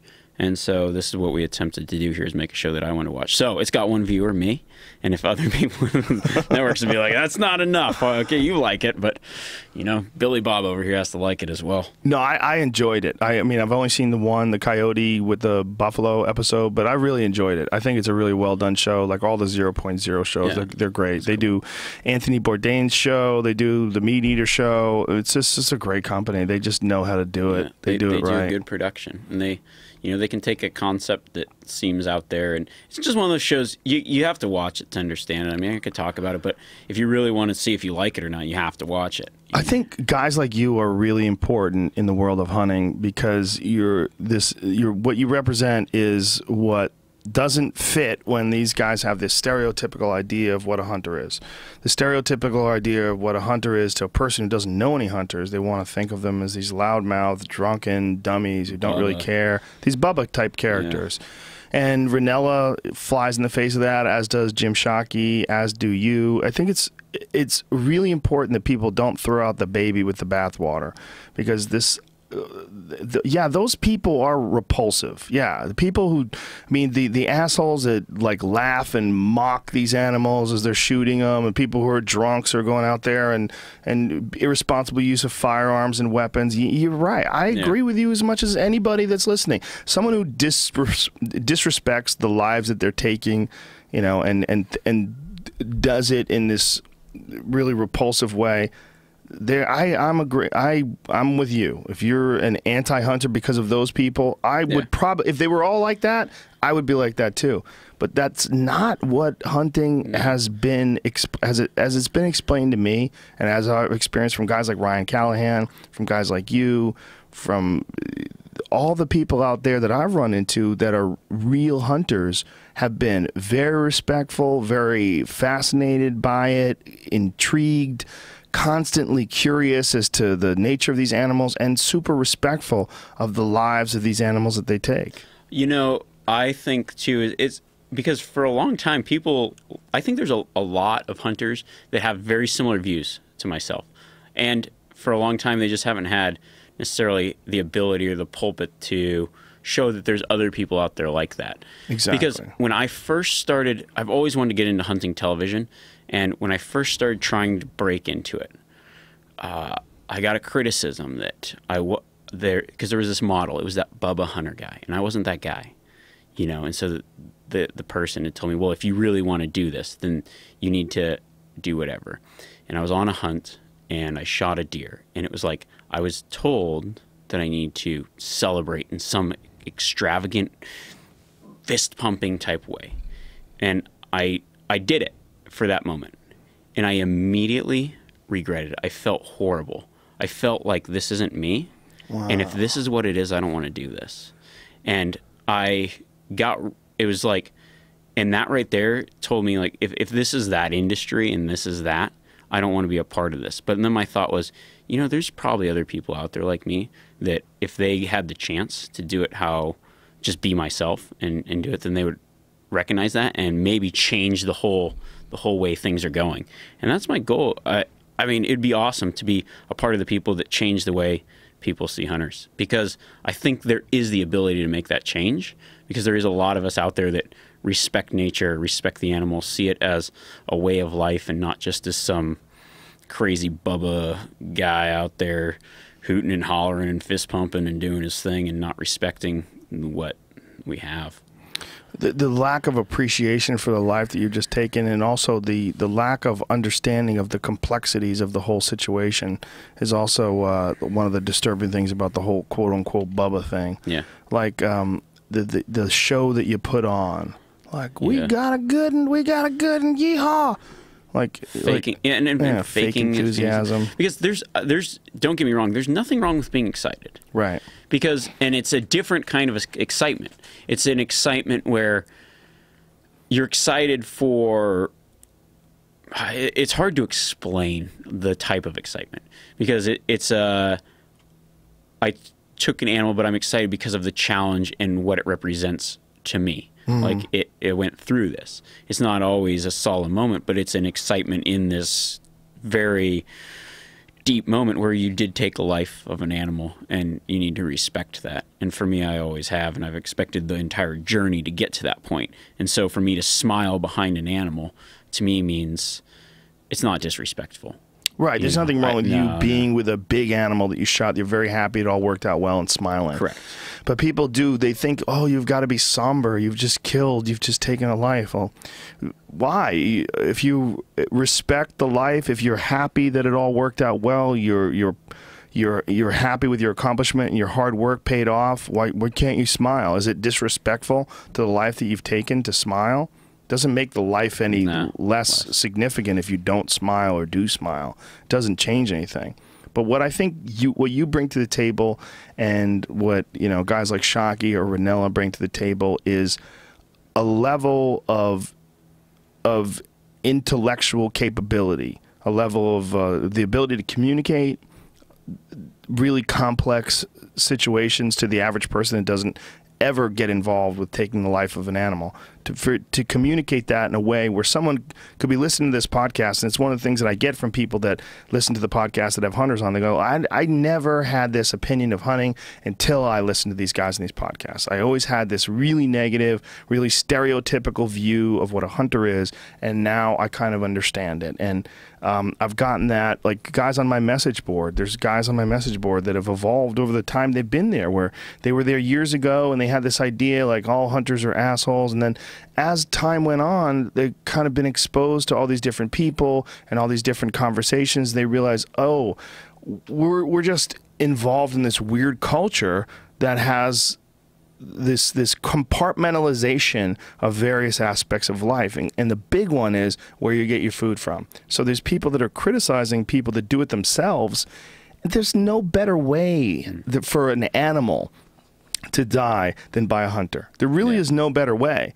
If you shoot a deer or an elk and that animal is dead within seconds, that is the most peaceful way it's ever going to die. Yeah. The most pure way you're ever going to acquire meat. It's so much less struggle and less suffering than being a domesticated animal that's raised to be slaughtered. It's so much better than being killed by a predator out in the wild that's going to slowly eat you asshole first. You know, I mean, there's no better way. If you really truly love animals, you've got to take into account a few undeniable truths. One is that populations need to be controlled, and they are controlled through the natural way with predators. But when we live in those environments, you have to pick a team. Yep. If you're going to say team people, well, then you're going to have to control the predators as well. And you have to control the game animals, because, look, try living in upstate New York where you can't even drive down the road without slamming into a suicidal deer. I mean, they have some places where they have to control the populations of deer so badly that they have, like in Pennsylvania, they don't even have a season. There's parts of Pennsylvania where you could just go and just shoot deer all the time in these like suburban areas. They did an episode of Bone Collector on it. Really? Because these guys got up at a tree stand in the summer. They're just fucking shooting deer left and right. They're everywhere because the people are running into them. They're getting deer ticks. People are getting Lyme disease because of it. There's a lot more to what hunting is and to what it represents to the people that are involved in it than the Bubba image. Yeah, and there's always that. The thing that always makes me laugh is the people that say, "Oh, we'll just release more predators to control." Like, if you're all about animal population control, like make it before humans, like before what do they say? It was fine before we got here. And I always laugh and say, when we got here? You mean white people? Like, it's a waspy outlook on life. Yeah. You know? It's like before we got here, before people came across the land bridge, like humans and animals have been, especially on our on any continent, have been coexisting for a very long time. And humans have been a prime hunter of these animals as a predator in the natural food chain. I mean, the animals that we didn't hunt no longer exist. I haven't seen a T-Rex in a long time. So, well, we weren't around for them, right? Yeah, exactly. Well, that's the argument, too. You know, if you want to really bring it back to the old days, let's start bringing dinosaurs back. Exactly. I mean, Well, one of the main arguments with how human beings' brains developed to such a large size is because of hunting, because of the sophisticated methods that we need to employ to make sure that we kept eating food. And one of the things that, like, looking at apex predator, it really kind of looks at humans and animals and how we've adapted and learned from nature. If we were out there and our brains, it all comes back to, we have every animal out there can possibly beat us in a certain way or whatever, is specialized in a certain way, but it comes back to our brains. We can figure out how to do what they do best. And that's what this show explores, how we figure out how to do what they do best and see how we compare to it. And a lot of times we may not compare in a certain way, but it comes back to using our brains and figuring out a way to make up for those adaptations. So you did 8 episodes this year. You did the coyote, the wolf, alligator. What are the other ones? 6 Golden episodes. eagle. Oh, Coyote, 6. Golden wolf, eagle. So the coyote one was looking at that Catlin painting, but using the coyote skin in that fashion. So the coyote, the wolf, the golden eagle, the great blue heron, the river otter, and the American alligator. And when you're done with all this, what are your next ideas? I want to do, so even, it's called Apex Predator, but sometimes titles of shows may be misleading, because I also want to look at every aspect of nature, not just predators, because I think there's a lot of other animals that can teach us things. So we're considering humans as an apex predator. How did we get to this point? By learning from nature as well as these changes that we've made. So one thing that I would like to do is look at camels and the way they carry water, because humans are, a camel can carry water, and humans are one of the only predators that can carry water. So you think of that as an advantage, and how we compare to a camel, like how much a water camel, how long they can go, stages of dehydration. So I'd like to explore that and hunt in a desert situation for an animal that necessarily not, I wouldn't be hunting for camels, end quote. It's just like, trust me, that's not something I want to get into. But another desert animal, maybe a owdad or something in a very arid climate. What else? There's some, I'd really like to look at the way mountain lions, they're so quiet when they walk. And some of these, you look at some of these episodes, you just see it as a 30-minute episode. And some of these episodes, I've trained for months to prepare to do this episode. The wolf episode, I mean, I was training, running, doing a lot of things to prepare myself to be able to attempt to run an elk down. And one of these episodes that we had slated an idea of, I was training for, was this mountain lion episode where I'd compare how mountain lions, like the amount of noise they make when they walk is very little. I've had them just walk past me and never heard a thing. So I thought, let's measure how loud a mountain lion is when it's walking, and then us with our boots on, and then us with our bare feet. And then go and do a hunt barefoot. And so for months, I was training to harden my feet and get them tough enough where I could go in the desert and hunt an animal barefoot. But we ended up not doing that episode, so for months I was walking around barefoot. I think it was just a crazy trick. Yeah, toughening my feet. So I'm gonna have to do that all over again. But there's that's one of them, and we've got a lot. You got any crazy ideas? Because there's a lot of cool animals out there that I'd like to explore. How tough did you get your feet? I could walk for a while and not worry about it. But so they just got thickly calloused, and yeah, they're already pretty calloused. I think what I've noticed is it was more of a sensory thing. Your feet don't necessarily get that much tougher. You just learn to feel the ground different. Well, you ever seen that dude from Dual Survivor that walks everywhere barefoot? Yeah. He's such a goofball. It's like one of those shows where, these guys, like, for sure there's some fuckery going on in the show, for sure. Yeah. But this guy wears no shoes. Like, this is his idea that, to really truly survive, you're going to have to go without shoes, because occasionally you find yourself with no shoes, and then you'd be fucked because your feet are soft. So he doesn't want to be in that situation. So his feet they're always hard. It does toughen your feet. Before I did like a lot of research. There's some crazies out there that are all about this like no shoe thing, and there's dudes that talk about drawing like a fake sandal on your foot, so because you can't go into places, like no shoes, no shirt, no service. So they've got all these like tricks of making like a paracord fake sandal so people don't really notice that you're barefoot. What? And then how to like get into it and start by going on varying terrain. And I actually had to spend, while I was trying to toughen my feet, I had to spend some time in LA. So I was like cruising down downtown LA near Skid Row barefoot. And I thought, this is a good way to pick up a disease. I'm not going to do this anymore. Or a needle. Yeah, exactly. Glass and all kinds of stuff. That's you were probably the most barefoot dangerous. Training near Skid Row. Yeah. When the cops pull you over. What are you doing? I'm training for a hunting show. Hunting show. What the fuck? Get in the car. Yeah, exactly. Asshole, you're going right to jail. So we've got a lot of things slated, a lot of different animals I want to look at. Trapdoor spider. They are cool to me. Trapdoor spider. Trapdoor spider. What are they? It's a spider that hides, and then when something comes by, it jumps out real fast and grabs it. So I wanted to build some kind of hovel and wait in it and then try to grab a deer or something as it comes by. So we've got all kinds of fun stuff like that. When you grab the deer, are you gonna try to kill it, like with a knife or something? No, or? I think on those type of episodes, I probably let it go because I have the opportunity to let it go, and I don't really know. I think I would just let it go. How much do you communicate with people that are critics of hunting? So I don't communicate with very many people ever because I'm always out doing stuff. But you mean like in my day-to-day? Do you ever have issues with people that have problems with hunting? I don't really. That's one of the things about hunting that I think is kind of weird is there's not a lot of communication.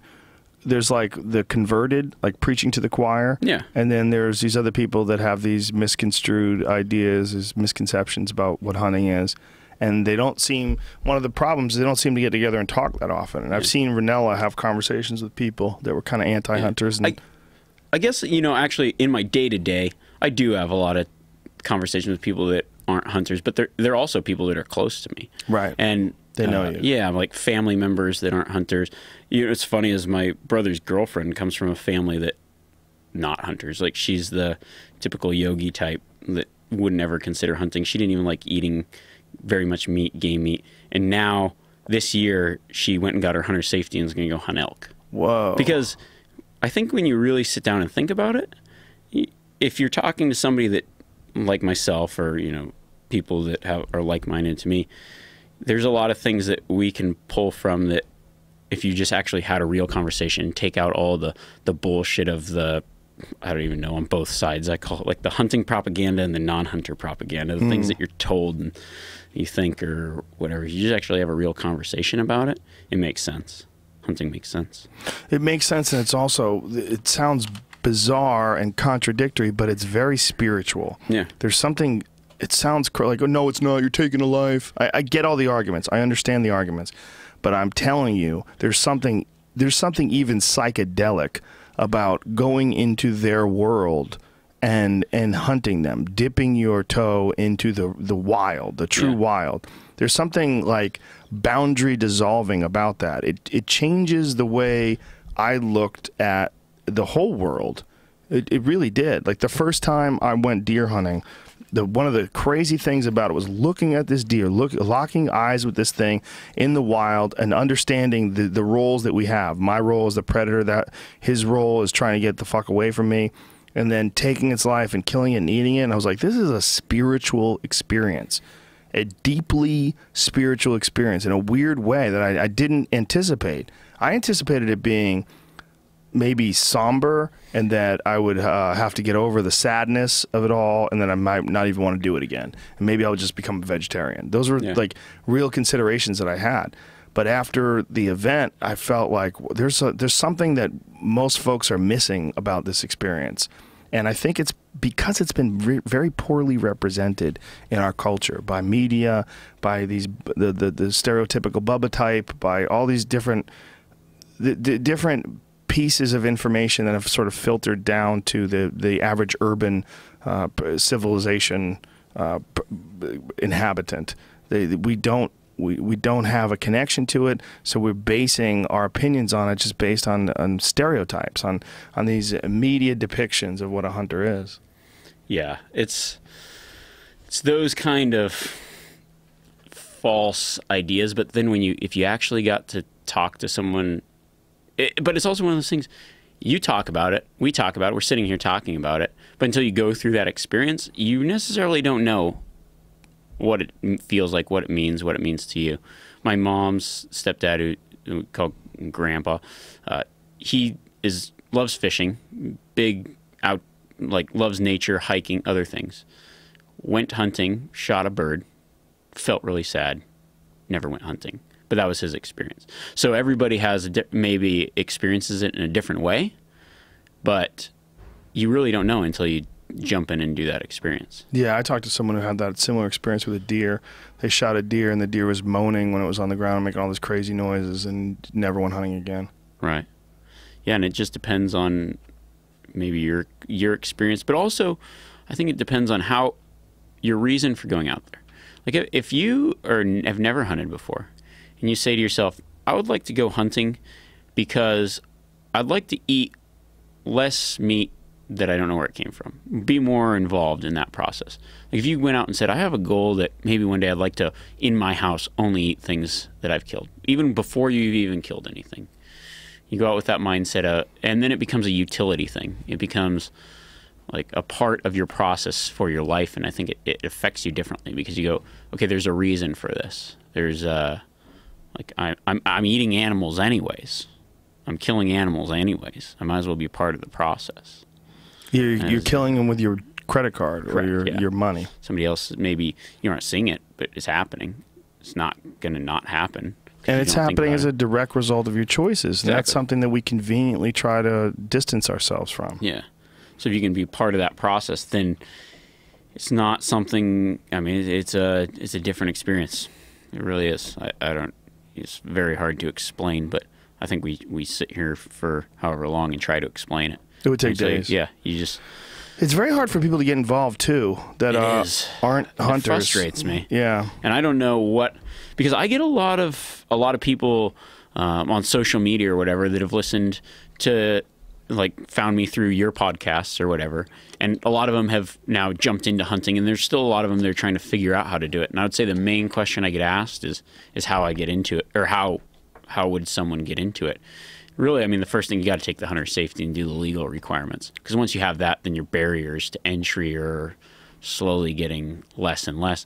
And then really just getting hooked up with somebody that hunts, and maybe that's through like hunting conservation organizations. I think there's a big niche there that could step up and go to some of these events, because I find there's a lot of conservation organizations that you can join, say Wild Sheep Foundation or Elk Foundation, and you go out on these projects and do something for wildlife, like build a water guzzler, reseed an area that's burnt, do all these things, or conservation efforts that are done by hunters, and you meet other people, because hunters, if you meet them in the flesh, are probably really willing to help you out if you are like, I really want to get into this. And you got to find the right type of guy too, or woman or whatever, to get you into it. But that's the easiest way, is to have somebody show you, like a mentor. This place where I hunted moose, I should tell people about this guy because he's awesome. BigCountryOutfitters.ca in northern BC. Mike Hawkridge is the guy who is the main guide. He's got other guides there as well that work with him.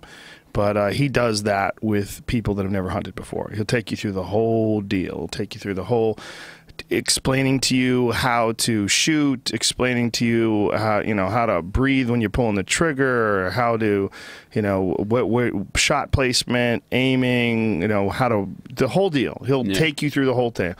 Stalking, hunting, butchering, the whole deal. And he's about as real a guy as you can get to. I love that dude. He's fucking awesome. Had a great time with him, and he's one of the few outfitters that I know that welcomes people that have never had any hunting experience whatsoever. And he has some disastrous stories because of that, where people panic and they freak out. And those are my favorite people to guide, though, because they don't come in with an expectation of something that there's, there are hunters out there that have just expectations that I'm not okay with. And so people that are looking for a new experience, they're there for the experience. Like people that go in with the expectation of a certain size animal. Well, yeah, or like I think like they pay for a hunt. I don't sell animals. I'm an outfitter. I sell a hunting experience. I take you hunting. I don't sell you an animal. Just because you go hunting doesn't mean you're going to kill something. Yeah, it's not possible. No, it's not. No one can guarantee that. Like if you're new and you're there for the experience, you're learning something whether you kill something or not. Obviously, you want to shoot something. That's the end goal. That's the result. But it's so much more than that. It is. It is so much more than that. And I hope these conversations do help. I think they do. I think they do. I think that people learn from them, and I think that we're doing our part to express what we've learned. For you, it's your whole life. For me, it's just over the last few years. But it's not what people think it is. And if you're tired of these conversations, go fuck yourself. I'm tired of you not knowing. There you go. ApexPredator.tv. Apex Predators on Sportsman's Channel, Thursday night at 8 o'clock on both coasts. Remi Warren on Twitter. R-E-M-I. And Instagram. At Remi Warren. At Remi Warren. You're an awesome dude, man. Really appreciate having you on. It's been fun. It's awesome. Anytime. And we got to hunt one day. Let's go elk hunting in Montana with some bows. Let's do it. We'll set it up right now. Okay, we'll set it up right now. We're going to set it up off air. Let's do it. All right. Love you guys. Oh, I'll be back tonight at 8 o'clock with Aubrey DeGray, anti-aging specialist, a real scientist. This should be fun. All right. See you soon. Bye.